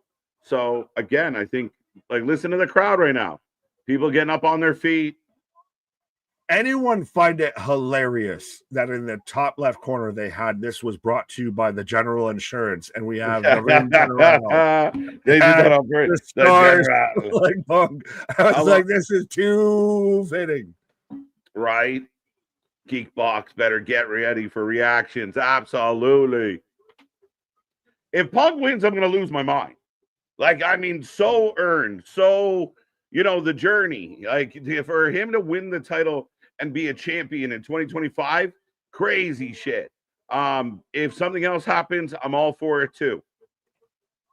Yeah, that was kind of my question as you took a pause there of, is just this match alone being a really good match and Punk wins, is that big moments, does that help stoke the flame going into tomorrow? I think so, in a big way. I mean, CM Punk winning the world title is epically big news, I think. Oh, you're gonna definitely get a few Twitter accounts that have their bows crossed. Yeah, I think there'd be a lot of fucking reaction. 45% are picking Punk, 20 taking Gunther, 30 taking Seth, 30% of the chat going Seth, and then 4% going someone else. So a couple dreamers out there like me that think it could be a double holy shit moment. So 277 likes. We want to get to 300 likes. Again, hit that like button, folks, as we are off and ready. Kind of classic start to this. Working, the good old lockup and pushed into the turnbuckle. There's more people that think Seth is going to cash in than think Gunther's going to win. Just let that sink in. Yeah, I mean, again, I think it's a bigger impact if Punk wins and Seth cashes in, right? But like you said, I mean, the fact that more people are kind of anticipating maybe something with Seth here, it says a lot. Yeah. And well, it's not a knock on Gunther. Did you hear he might need time away because he's got a nose issue? I do believe one of the first sources, if not the only source, was the Wrestling Observer. So I caution you, save your money. Do not waste it on the Wrestling Observer. I did call out a publication today for trying to pass off other Meltzer stuff as facts. You got to remember, Meltzer is no different than Nick and I sitting here talking. The difference with us is, we're guessing. We're not trying to present that we're not something that we're not journalists and we're a lot younger. So again, stop sourcing the man. He is not news. He is making shit up like everybody else. Stop trying to give me chicken shit and calling it chicken salad. Yeah, get the fuck out of here. Well, again, when was the last time we saw a battle of strength? Yeah. This is some throwback. Let's go. But this is what you would expect with these kind of guys. These are old school guys. Like, these are a couple of the guys that even when Bret Hart was getting asked around Summer Bash, and it was really called that. It's not Summerfest like Jeremy Piven. They had an event around SummerSlam to where he's asking about modern wrestlers that remind him of Bret, and Punk, Gunther, Seth, and Roman were all named. Yes. But Punk with a really cool bridge, taking Gunther's weight on him, and then getting back out of it, and Gunther starts to work Punk down. This is going to be a match that takes the toll out of everybody involved, which is, I think, what it kind of feels leads into where you could get a cash in. Yeah. Because both men are going to be fully depleted at the end of this. Yeah. Like, there is no oh, this was an easy dawn, or oh, I hop up and I celebrate. No, everyone's Yeah. going to look like they went through a goddamn war. Yeah, 100%. Very vital if you're going to go that way. What if Drew McIntyre is completely done with Punk and causes Punk to lose to Seth? Punk had already won. Yeah, I don't know if they're going to run back Drew Punk anytime soon because that was so epic already. But I mean, Drew would be a candidate to slide in for the absent Seth. Yeah, we just had him with the jellies and everything. Now, Okay. would a Roman or anything be more of a thing versus Maybe. a Drew? Right. Reading online rumors is brain rot. I like it. Especially if you pay for it. If you pay $14.99, we got better funds that you can spend it on. Yeah. Cross is trending number 2 worldwide. Good Lord. Punk for the win. I hope they do some Flair Steamboat callbacks. We'll see, Bernard. You want that Steam Boy? Right? Steamboat. I'm just a Steam Boy. We get a snapmare. Punk standing on the hand and on the face of Gunther. Ref looking for the shoulders down. But again, this has been old school wrestling. This hasn't been let me hit a Hurricane Rana and Tope Con. Who gives a fucker? Right. This has been joint manipulation. Like we both pointed out, a test of strength happened. Right. Physical match already, absolutely, as to be expected with a guy like Gunther. That's the style Gunther wrestles and should wrestle of. I will just beat the piss tar and leather out of you. Right. Wonder what they do with Gunther if he loses who the feud with. Well, maybe it is time off. Maybe there is something. I mean, a lot of talk about Ilya coming back. I think you could do Ilya Gunther without the belt because that is such a grudge match. So they don't necessarily need the belt to do something like that for Gunther. So there's options. I mean, again, Gunther's not dead. He just chopped his knees. That is filthy. Oh, that's rare. In the Tree of Woe, chopped his knees. Yeah, well, and Gunther's already lost the belt to Jay, turn around and won it back. Like, Gunther can do a little bit with maybe sit on the sides for a bit while this goes on. And you mentioned an Ilya, I think that works perfect if that doesn't need a title at all. And that's just a hell of a match. Yeah. You know, I mean, Gunther takes some time off because he's injured. Let's say it's true, or take some time off just because. And then Ilya makes his return. We're all happy to see Ilya. And, you know, whether it's Ilya has a match and looks good and then the music hits, or Ilya comes out to do a promo and the music hits. Yeah, I think in a big way that there's a possibility. But right now, Gunther's standing tall over Punk, getting booed by the crowd, doing what he does. I love old school wrestling. Yeah. Dirt Sheik and Braun got injured during the match. I saw someone mention in the chat there was videos of him kind of limping off. Yeah, I mean, again, you hope that nobody really gets substantially injured in any of this. Is he selling, going through the back until he gets to his spot? I mean, again, there was a lot of big moments. Roman goes up and over. Braun, those big spears, those big jumps. Like, yeah, it wouldn't shock me if somebody is feeling a little bruised up today. If he's legit hurt and Seth is legit hurt, that faction is dead in the fucking water. Well, and I mean, again, they're showing video, but is it just Braun limping because eyes are still on him? It. Yeah. Right? Like, he knows he's being watched. Like, you can't stop selling until you get Roman walking to the back with no shoes on. Like, you still got to sell the gimmick. But again, from what I can see here, you know, it potentially not doing so well. Well, we'll see. We'll see. Christ, we're still questioning if Seth's even actually really injured. Yeah, right. That, I mean, again, you'd hate that. Like, Seth coming back from injury and Braun gets hurt. You're like, shit. Nice little trade-off, if you ask me. Right. But Gunther just working Punk, taking the crowd down a notch. The heel just sucking the life out of the building. For anybody out there wondering why the crowd's a little quiet right now, is the hero's getting his ass whooped. Right. So John C. saying I reported earlier that Braun was getting assisted to the back by medical. But again, if Braun's out and Seth's back, you can do it where there's someone that shows up and replaces Braun, and then when Braun comes back, of what happened to me if I took it over when you were gone, and you get that he's the babyface going at Seth angle. Yeah, possibly.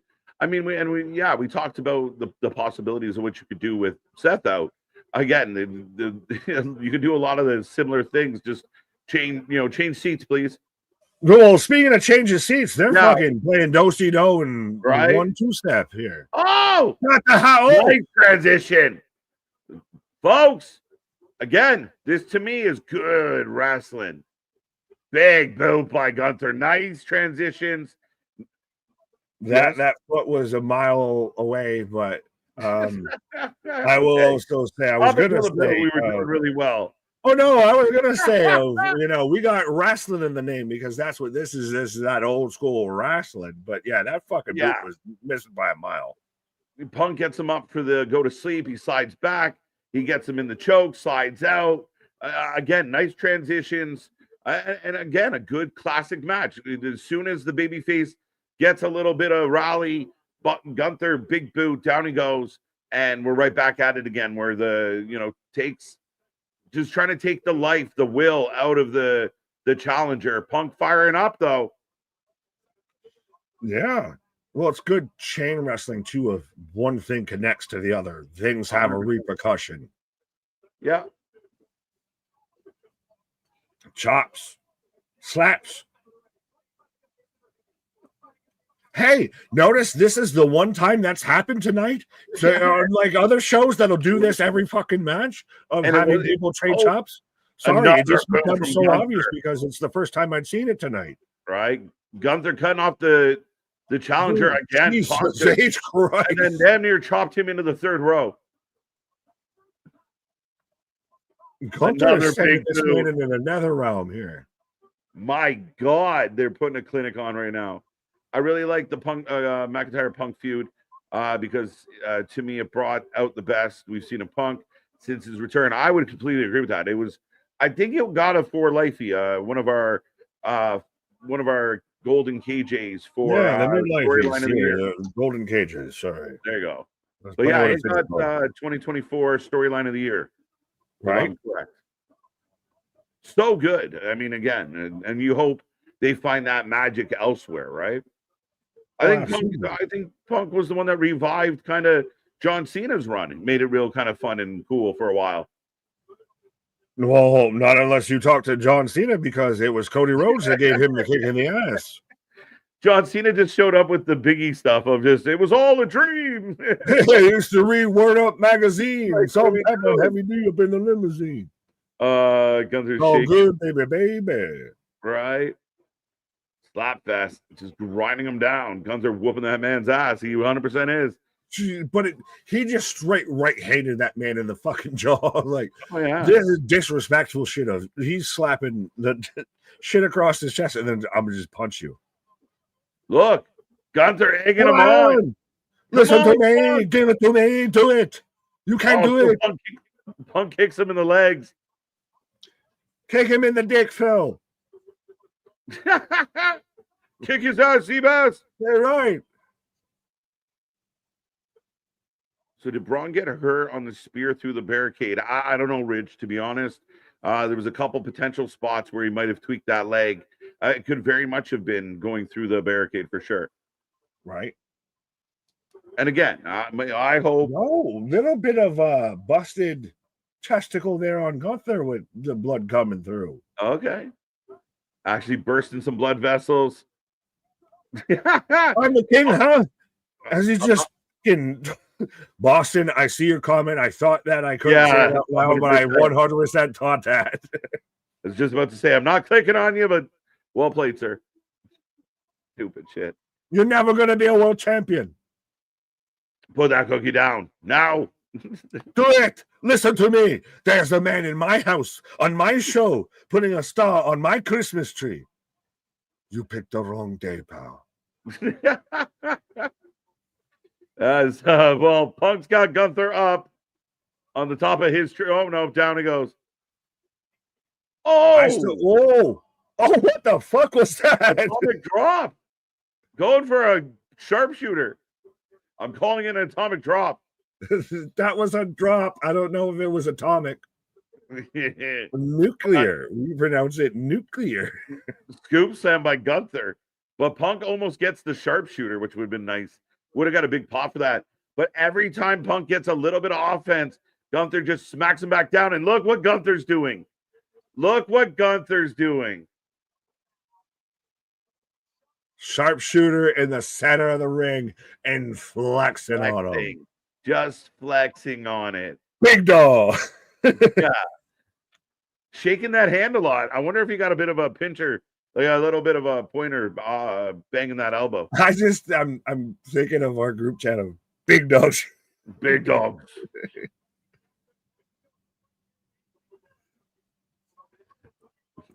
Rolling through. Oh, Punk's got the ankle.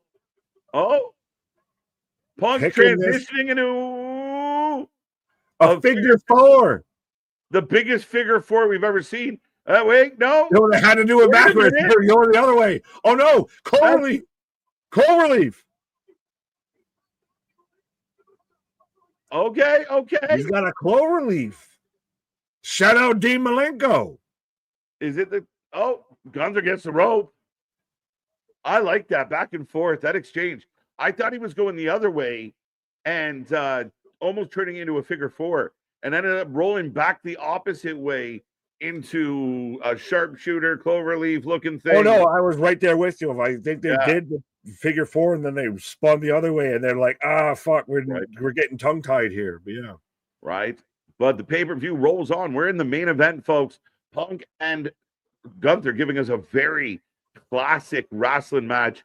I've enjoyed it. I'm very happy with tonight's show. I know some people don't like some of the outcomes, but I'm very happy with tonight's show. Well, Jake asking your opinion, just tuning in. How has the pay-per-view been, KJ? Timing's good on that question. But yeah, no, I think it's been all right. Better over under night one is still, to me, the biggest question of WrestleMania night one. And we don't have to answer it now. Yeah. I think as I see here right now, I think WrestleMania night one had a couple more matches that kind of stand out for me. Mm-hmm. But we'll see how this turns out. Because this is your champion. This is who you put before me. You want to read back to me? Okay, I'll read it then. Have you guys ever seen the show Impractical Jokers? That's what you remind me of. Total compliment, by the way. Hashtag funny. I've seen way too much Practical Jokers, but I guess they've kind of got to the point where everybody knows who they are, so it's hard to do. But no, absolutely take it as a compliment. Thank you so much. Fair enough. Yeah, I surprisingly never my cup of tea. I was never like the Punk guy. I don't like prank shows. I don't know why. It's just like heavily syndicated, so you just throw it on. It's on for like 5 hours for some reason. But no, I had good times. I like a good chuckle. Well, we're a good chuckle. As Punk's just fighting back with whatever he's got left here. Right. Oh, and again, see, this is how you do a trade back and forth spot, because you fucking build to it and you have one guy who's punch drunk and then he works back into it and he's getting his legs back underneath him instead of doing it every fucking match for fucking 5 minutes at a time. Right. Sorry. You're not wrong. Right, but I know I just get it. CM Punk is bleeding from the chest. Both men might be bleeding from the fucking chest by the end of this match. Nice drop kick. Under neck breaker. Man, it's a good match. When you talk about like wrestling, this is it. Harley Race can give this match a 10 out of 10 stars. Oh, he jumps and gets caught. Powerbomb. Fucking folded him like an accordion. Lawn chairs get folded with more respect than CM Punk just did. I blinked and he was on the back of his fucking head. What the fuck? Yeah. It's like me after too many drinks. I blink and I'm on the back of my head. Funny and entertaining as well. Let's go. Thank you, theater. Welcome back, sir. Punk and Samoa Joe match was better than Gunther. Sorry, not sorry. That was a great match. That's so funny. I mean, again, we'll see how this plays out, but that was a fun match. It really was. Yeah, I'd have to go back and rewatch it to put a full comparable, but It's just a I great can't match. say you're wrong, but I will say I don't agree. Facts. Oh, Punk looking for the triangle. Punk needs a prime. Yeah, right? He do the Randy Orton and just spit that shit out. Oh, triangle. Got it locked in. Gunther, just grab this man and Rampage Jackson fucking powerbomb. Right. I think that's Gunther slides through, grabs the legs. We're going for a Boston. Oh, Boston Walls of Berlin instead of a Walls of Jericho. Oh, kick out from Punk. Let's go. The General is loving this match. He has a front row view inside the barricade. Fact. Nice Russian leg sweep. When we are calling spots and moves, right. I think most current, if you've watched Just Started Wrestling since 2020, right. You don't know what we're talking about with a Russian leg sweep and a test of strength and everything. Because they don't fucking happen anymore. Yeah. Some of the young podcasters out there right now are looking through a handbook like, what the fuck was that? He fell over. He fell over. Armbar. The Jericho list here.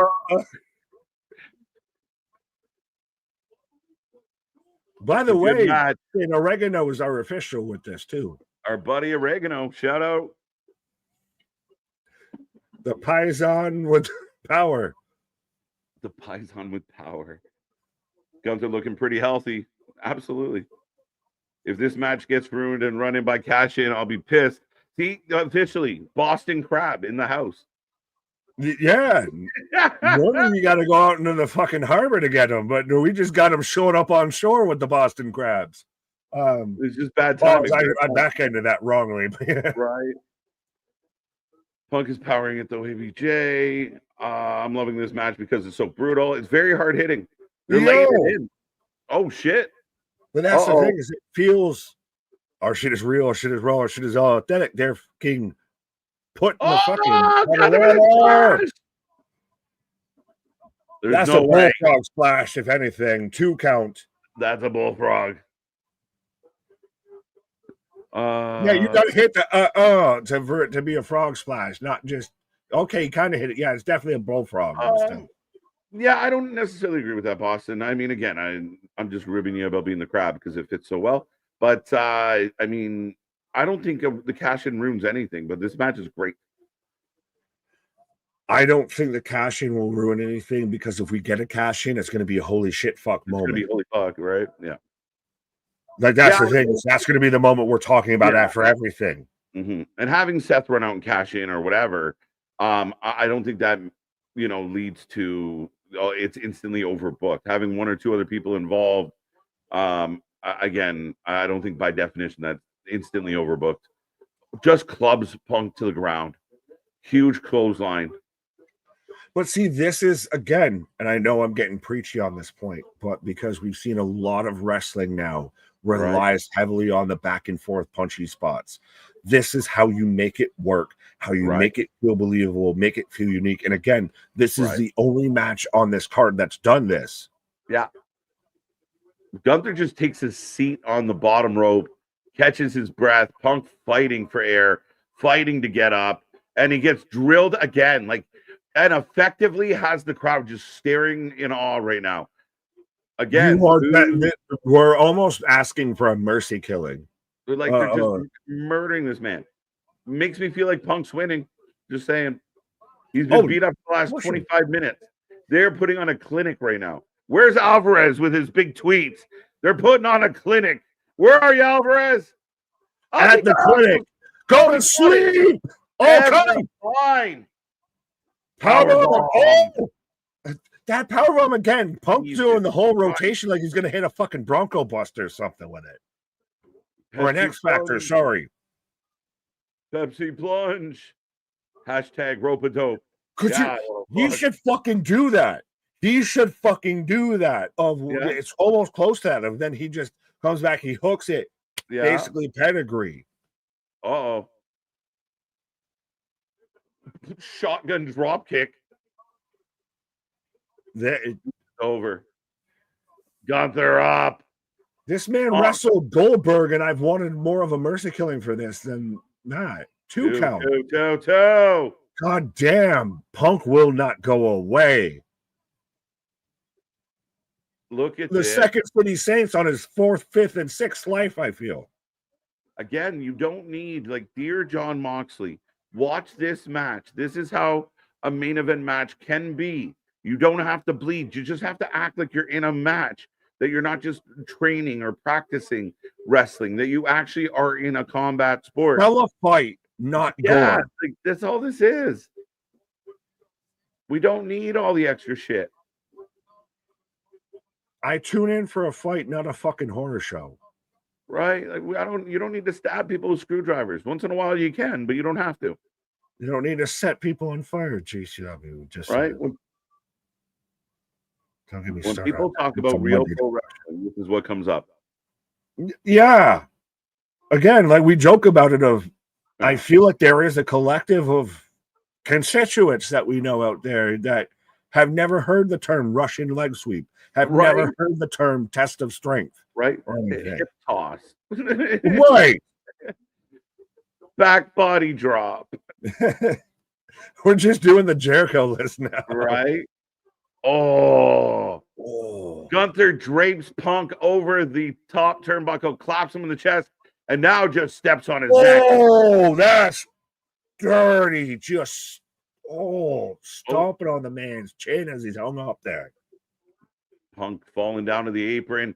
Gunther kicks him to the floor. The crowd is in a quiet vibe right now. It's definitely not a bored vibe. It's just, oh my God. Gunther's giving them nothing. It is a vibration of like everyone's quiet because oh shit, this is a mugging we're watching now. So you're waiting for the moment to fucking pop. It feels like it really does. Like it just took. It's the visiting murmur is the term. Yeah, it's the visiting team coming into your barn and getting the first, putting up the first couple runs. That's what this feels like. And again, Gunther's been all over Punk for well over 20 minutes now. They've rebuilt the tables, by the way. Good on them. Right. They're just like IKEA furniture. They just pop back together. Like Legos. Lego. Big Dog's just reading off the list now. Right. Standing side headlock, arm bar, anaconda vice. I love it. Sharpshooter.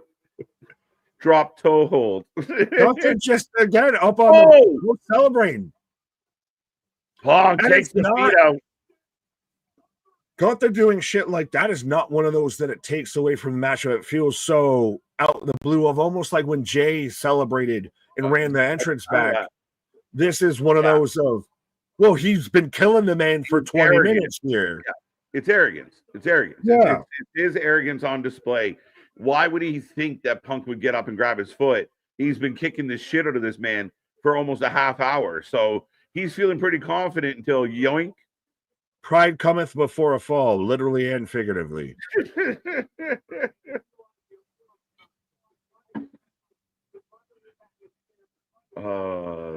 Gunther's got, I don't want to say where he's got bloody stuff, but it's on like his inner thigh there.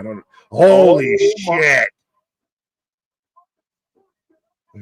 Giggity gig. Gunther Gunther is just like beside Where's Kleinmeyer with all of these giggities? Because Punk's gonna be champ, bro. Punk's gonna be champ. Punk's gonna be champ, bro. I don't know if it's for 5 minutes or 5 months, but Punk is gonna be his nose. Remember, he's got a fucked up nose. Bro, and even I like that he swats his head, swats his forehead again. He looks at his hands. No, there's no fucking way I'm actually bleeding. This can't be real. Punk, Gunther's got the blood in his eyes. Selling a nose, a broken nose. And Punk just throwing bombs at him. And like this Gunther's is the doing most offensive in actual physical punching that Punk has ever been. And he was an MMA fighter, a UFC fighter at once. The big knee. And you hear the energy in the crowd coming up. Going up top, the macho elbow. Do it. Big elbow. Ooh, yeah. Elbow drop. Oh, yeah. Dig it. The crowd's up. Nice. It's good storytelling.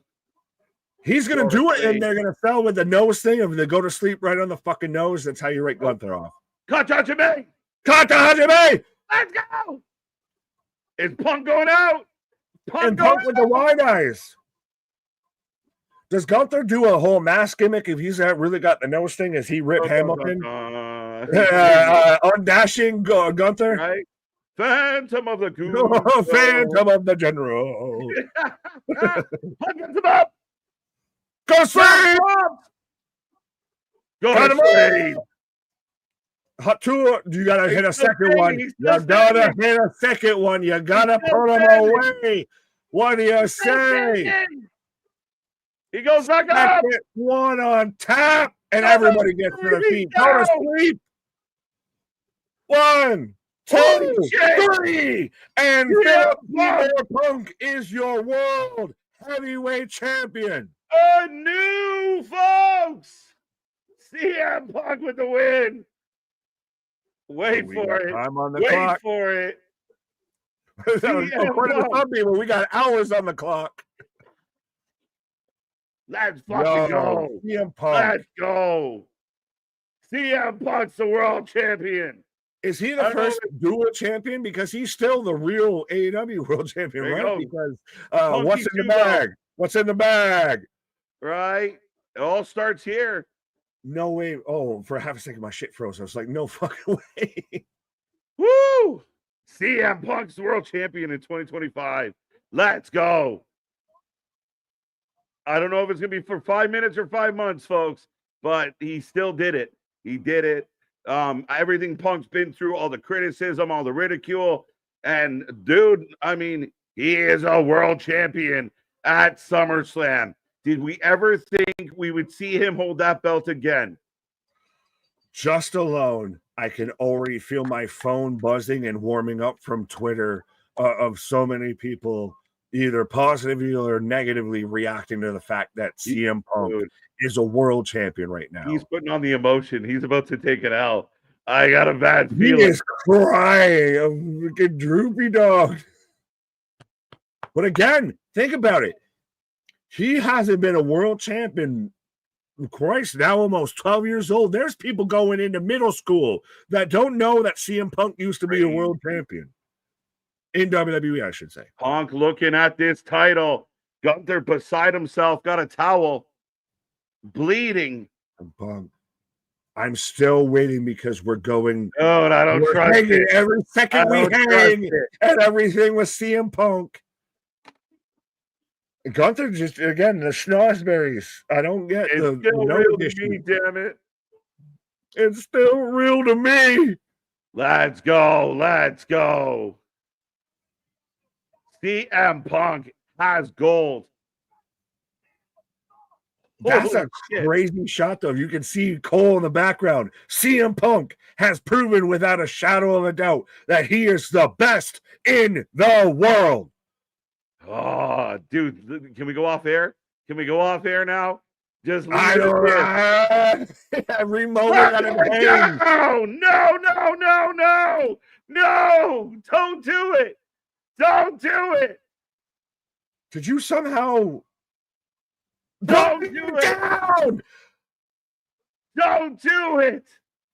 And CM Punk's instantly like, you're fucking kidding me. Let's fucking go. Crutches. No. Punk and Heyman, or Seth and Heyman, and we're wheeling and we're cutting and we're crutching our way one way down another. I promise, with my dying breath, you will not be a champion. All right, Seth saying stuff, but all the strap, but this is where you get like a Braun Breaker, somebody that shows up from behind and spears the fucking shit out of him. Yeah, I feel like you can see Braun show up and spear Punk's soul out of his body. Wait.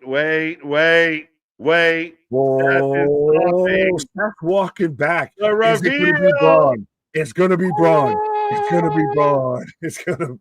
Oh, Seth Rollins. He's going to drop him. I don't know what to feel. He's dropping him. He's dropping him. Go.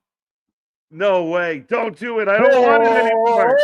Oh, I said it on Thursday, and it came goddamn true. Everyone was getting all sorts of quiet, and everybody was really weird about this issue, and he's taking off the brace. I'm looking around. With style and grace. I told you with my dying breath, I will make sure you will not be a champion in this company. Just elbows, just elbows. Fucking pump fake, pump fake. No way. This is the title shot. No way. Don't do it. Go to sleep. Go to sleep. As we have got an official class. Elbows, elbows. Feeding them elbows. Feeding them elbows. Dude, are you behind? Like, yes, I am. I've been behind. Thank you. Briefcase shot. Not a briefcase shot. Briefcase. Briefcase. Briefcase. Don't do it. Seth Rollins is cashing in. Don't do it. It's official. I changed my mind. Don't do it.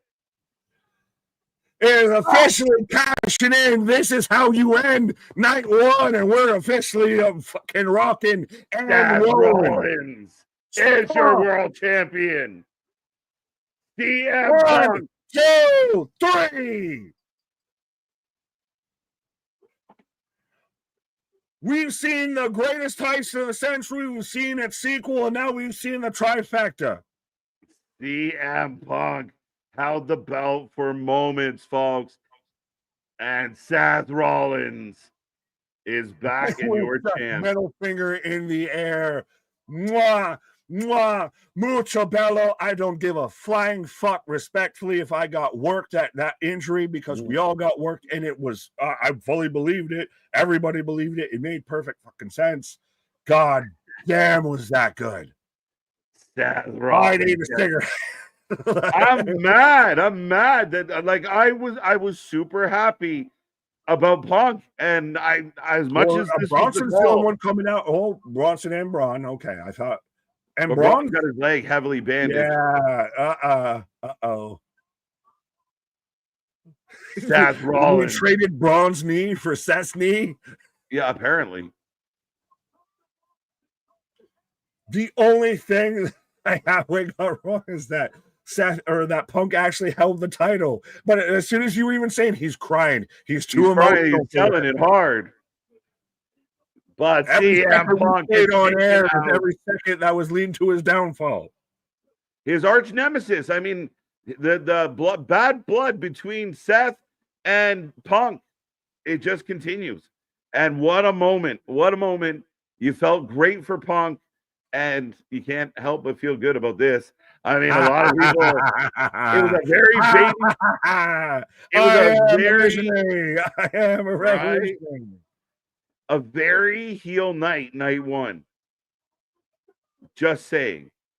I don't know if I want to say a very heel night one or a very unpredictable night one. It was very unpredictable. But ladies and gentlemen, if you're just tuning in, Seth Rollins is the world champion. Punk beat Gunther. And here we are. What an end to SummerSlam as everyone just sits around crisscross applesauce. But don't worry, and they're all mocking Punk. But also, don't worry, because think about it. This is how they ended night one. So what's going to happen with night two? We still got to figure out what John's up to. This is insane. But I think that if we're setting the bar here, again, I keep swearing, but set the fucking tone of if this is where we ending night one, then night two is only going to be bigger. Do we get a if you smell all that? Do we get a Cody double heel turn? Because I've seen he's going to have the mask. I don't know. And everything. You know, I don't know. Yeah. No, I mean, I don't know, man. I really don't. I think it's a tough shout. But I could see The Rock being there. I mean, it's a street fight. John Cena went out of his way to say, you know, this is what you chose. I mean, even tonight, you know, we guessed Seth could be coming. He was, and he did, and he sold it. I mean, I can't fault them. That was a hell of a show tonight, and we got one more night to go. Oh, absolutely. Well, and even the whole Seth thing was an outside shot of a long shot of one of those of I would have been fully happy if they just walked away with CM Punk wins, and you have the big emotional shot of again. We were talking about it. Michael Cole pointing out of CM Punk finally proves again he is the best in the world. Yeah. And they end it on holy shit, fuck. Right. And this sets up beautifully. Punk will get that belt back. Punk will be champion again. But as if anyone's curious, I'm just getting the build for night 2. Well, sorry, I'm getting a clip for Unreal right now at the moment, actually. But yeah, sorry, I was pulling up on YouTube of their post show because I don't know how long we're staying here, but yeah. Move through pretty fast though. How do you feel of super quick. Started at 6, 3.5 hours? It's super quick, man. Like I'm very surprised at how quick the show went. I like the matches. I mean, when we talk about like in-ring quality, I think it was pretty solid tonight. I even thought that Jade and Tiffy did not bad. Now I know there's going to be some heavy debate about some of the results, but at the end of the day, I mean, if we're critiquing on delivery and performance and overall show, yeah, this was awesome, super good. John C. CM Punk just got screw jobbed. What the fuck? You mean cashing? He did. Now it sets up Punk chasing what Punk's got to deal with Heyman and crew to get that belt back. And the crowd popped, and you saw me like as much on Thursday. We threw it out there that this was a possibility. Once I saw Punk with the belt, I was like, "Don't do it! Don't do it! I've changed my mind. I don't want to see this." And sure enough, they did it. The whole time you were just like, "No, no, no!" I liked it. I saw Punk win. I was like, "They actually did it. Leave it. No. Let's go home. Let's go home." Right, Curtis with a 10 out of 10. Guardian, tomorrow the reverse will happen. Cena wins, hugs Cody. Rock comes out and does the throat gimmick. Boom, heel Cody. Shit, I hope not. We need to end tomorrow night on a happy note. I don't know what the happy note would be, but we got to leave happy no matter what happens. You didn't leave tonight on a happy note? I left tonight on a happy note. Technically a heel going over moment, right? So is he a heel? They cheer his song. They like his song, they do. But Seth at the top of the apron as the the post-show kind of begins. Seth still celebrating. Braun is bandaged up, so we hope his knee's okay. But he is out there with the rest of the crew. Right. So was LA Knight on the work or not? Right. Yeah, was he in on it? Shit. I swear, once I saw Seth start going to the back, I was like, this is going to be like Braun or somebody comes out and cashed in. And the second he goes back, stops. I was like, oh, shit. Because he had the fucking huge knee strap and everything. Yeah. Oh, yeah. So SummerSlam ends. Look, Punk in the ring. So good. So good. Punk just stand there like, fuck. What just happened? Yeah. It's going to be volatile, bro. Volatile going into Monday Night Raw and next week. This is going to be volatile between these two. Do they run it back in Paris? Do they save it for a little bit later? I mean, they got big shows coming up. So Rollins in Paris? New Jersey screw job. Benny the Gray. Why are people mad? It was entertaining. Yeah, exactly. I think it was fantastic. Outstanding. Shortest title reign. Now, was it shorter than Drew's title reign or not? A little shorter, actually. I think Drew's took longer because we had to get Damian all the way down. We got the dance and stuff first and the sitting on the table. The slight edge to Drew. But Punk didn't have it but 6 minutes. Maybe 9 out of 10. 9 out of, yeah, no. Are you surprised they actually got to hold the belt? Or that we just didn't because they got their wish with that, Nick, is the teary-eyed Punk who finally got the belt back. And the minute I kind of saw him get like very emotional, I was like, oh man, I feel emotional, but this totally means he's gonna lose. But that's what you set up, is that everybody fucking thrilled, and then you take, like, That's where I thought MJF cashing in on Hangman Page at All In would have worked really well because everyone rejoices. Oh my God, Page is our hero, and then you cut him at the knees with the cash in. But Punk's heartbroken. Fans are heartbroken. They're still all there clapping. Right, and he doesn't even want any assistance to the back. Does Punk versus Seth go till WrestleMania? Bold prediction now. See how we just had this, but yeah. They're gonna have to work to stretch it out that long for sure, right? Like, it'll be very curious, but yeah, I mean, I've enjoyed because we know of the real backstage tension between Punk and Seth. This story plays so well for me. We saw on Punk's return at Survivor Series, Seth's not happy about it. Seth's losing his mind, cursing and swearing. And that's just continued. We saw interviews with Seth before Punk came back, telling him not to. And now Punk finally Punk won the world title in 2025. That's epic. That's such a big story. But it gets crushed right then and there. It's excellent. It's good shit. Some would say. But a 9 out of 10, a 9 out of 10. So Punk and McIntyre both suffered the same fate. Yeah. Karma. Right? Punk and Seth feud over this belt is going to be great TV. We have a lot of great things coming. Yeah, I'm with you, Boston. That was nice. 9 out of 10, 9 out of 10. What was the point of Seth taking the leg injury? He could still what? He could have still cashed in.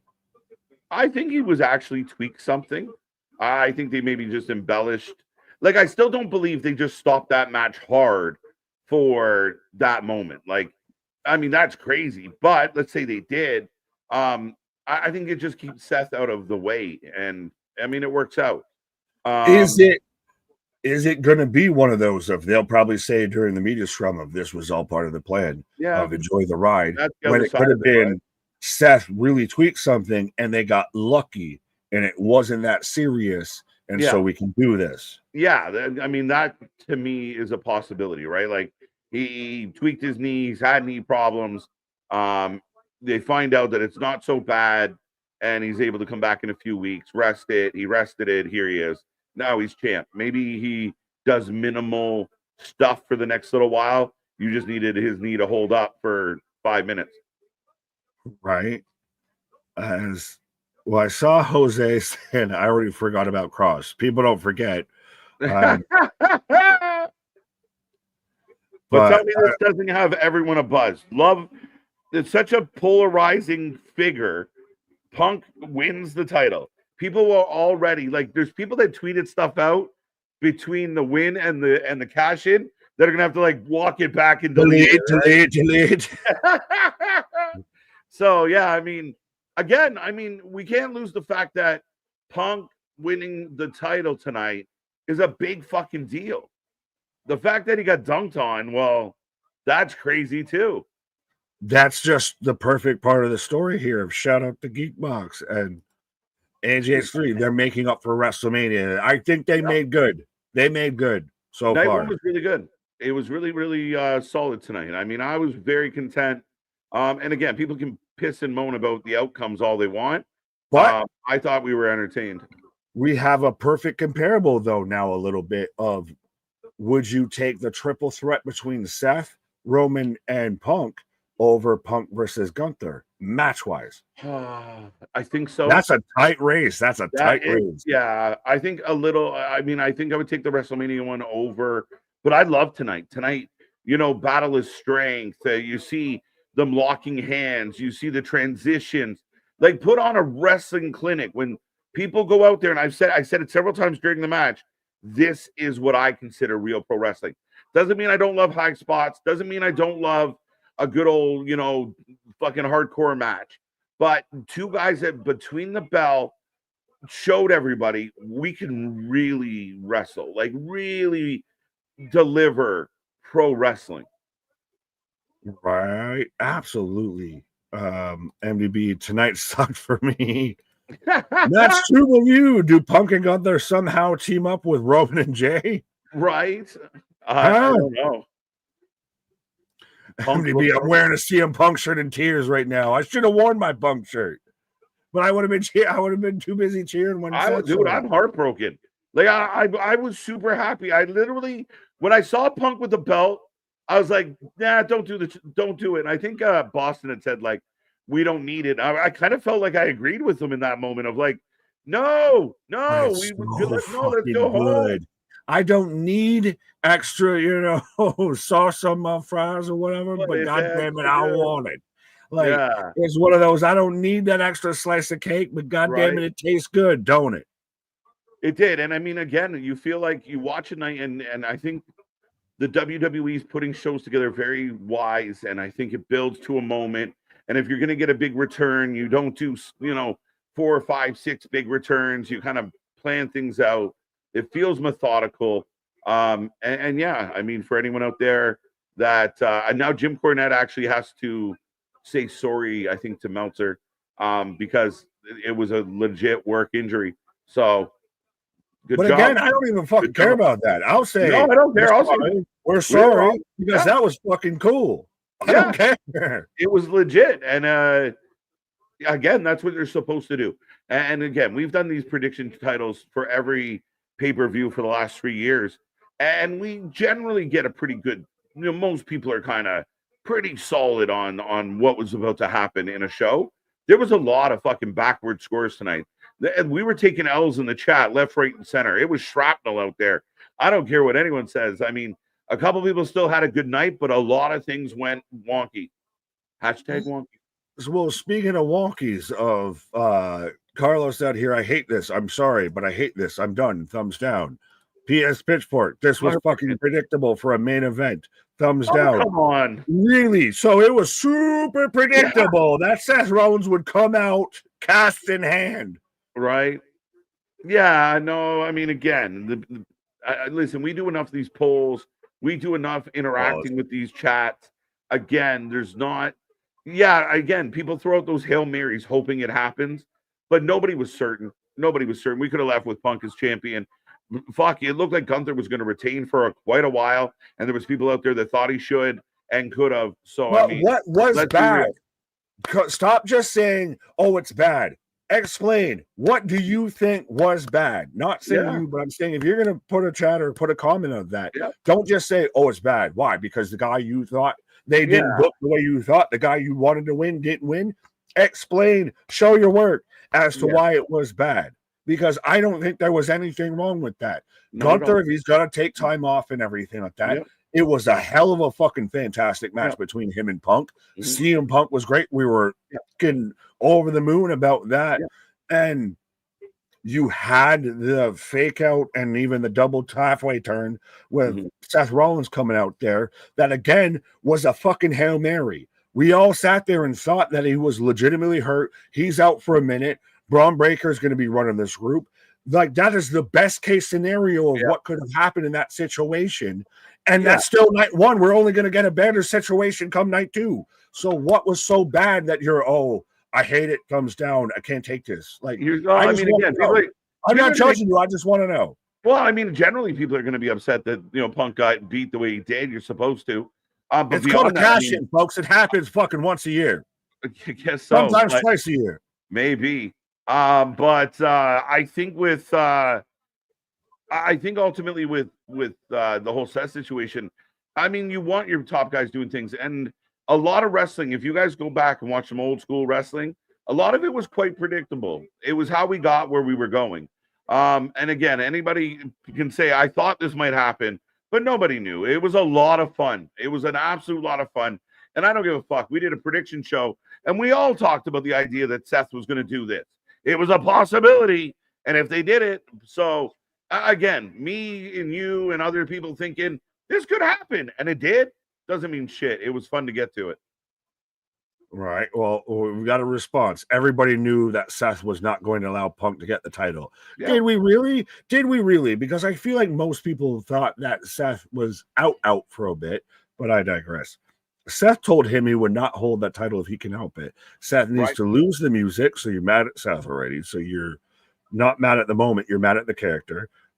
Punk looked like a dumbass standing there waiting. I will slightly say I that. don't think so. He was looking around to see what like he needed to do. What more He should was he still do? With them? blurry-eyed, teary-eyed.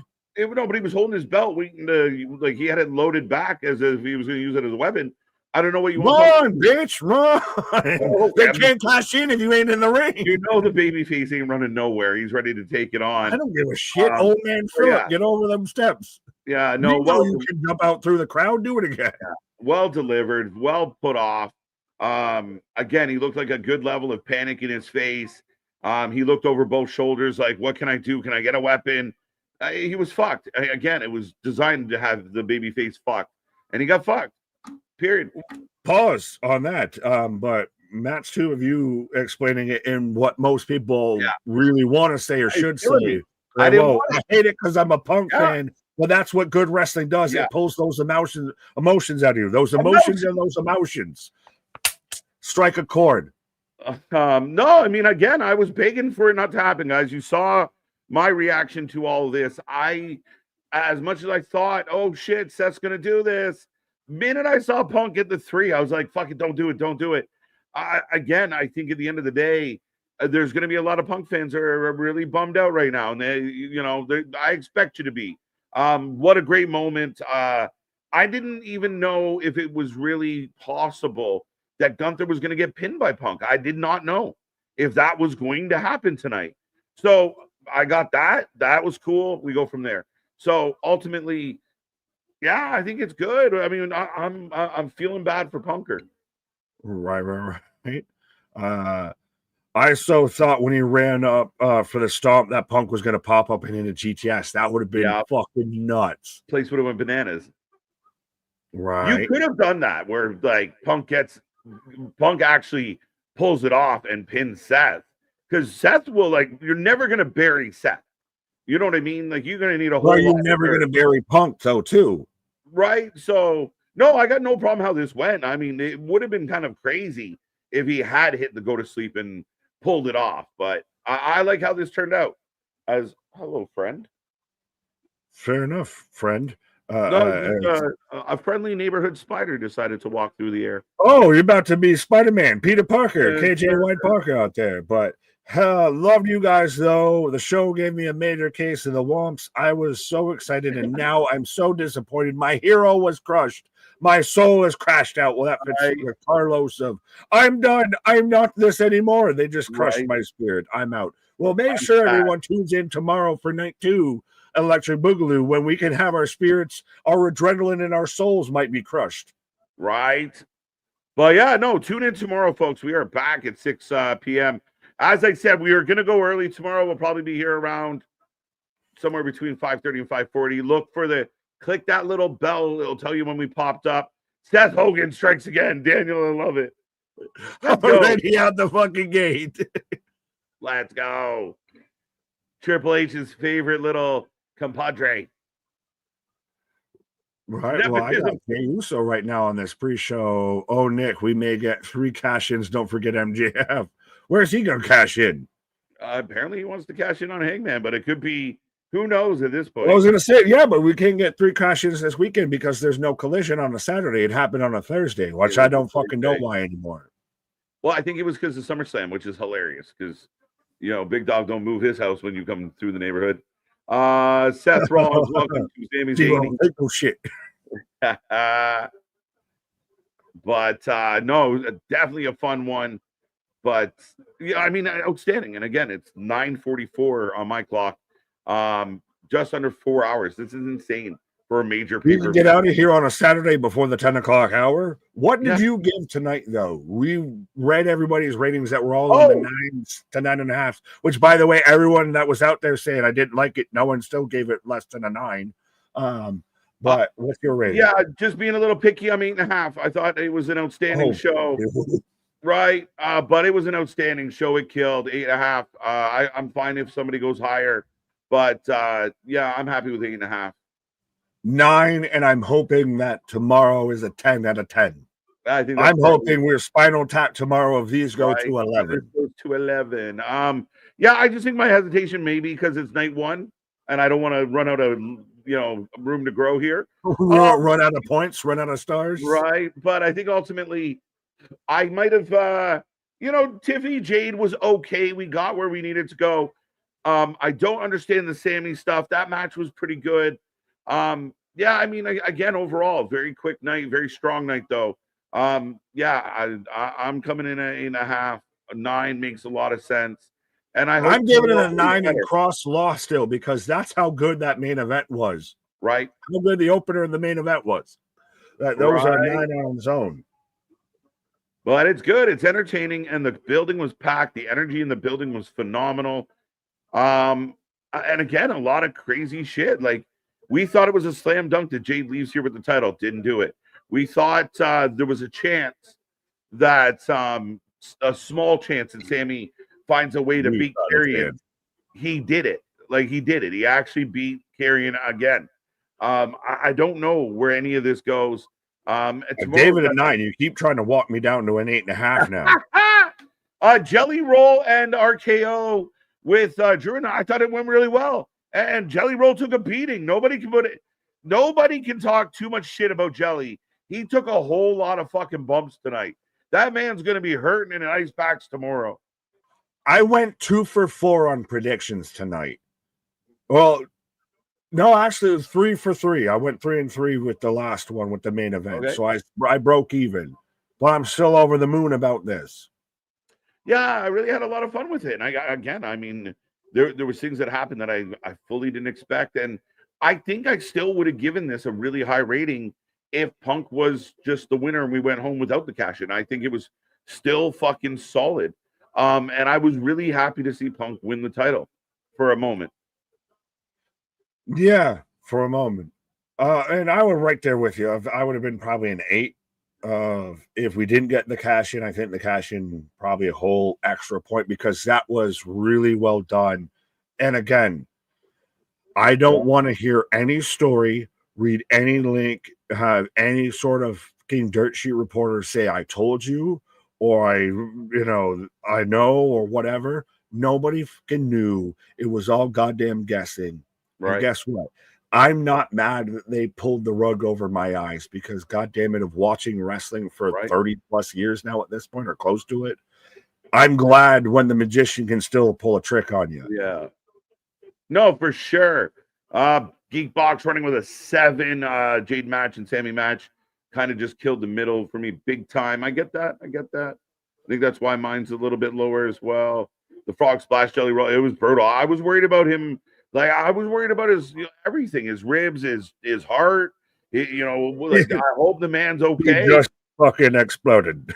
You can take your heart rating shut out real life. Listen, just because you had a bad night, sir, don't take your shit out on me. But ladies and gentlemen, like I said, tomorrow we will be back. Click that little bell. If you had fun tonight, be a friend, tell a friend, like, share, subscribe, click all the buttons, follow us on Discord. Follow all our socials, and come back tomorrow. Night 2 is going to be better than night 1, and we're looking forward to it. Right. Well, I got to end this first on match 2. On the way out. $10 super chat closing it out here. I got here late, but great stream, guys. The ending needed to happen like that. They needed the strap involved instead of them just going back and forth at each other to end this. It was losing steam, but we never lose steam, even when the wrestling may suck in your opinion. We never do. Our shit is raw, shit is authentic. When you're talking about that wrestling, you put it with that for life. Night 2 tomorrow. See you on the flip side. Good night.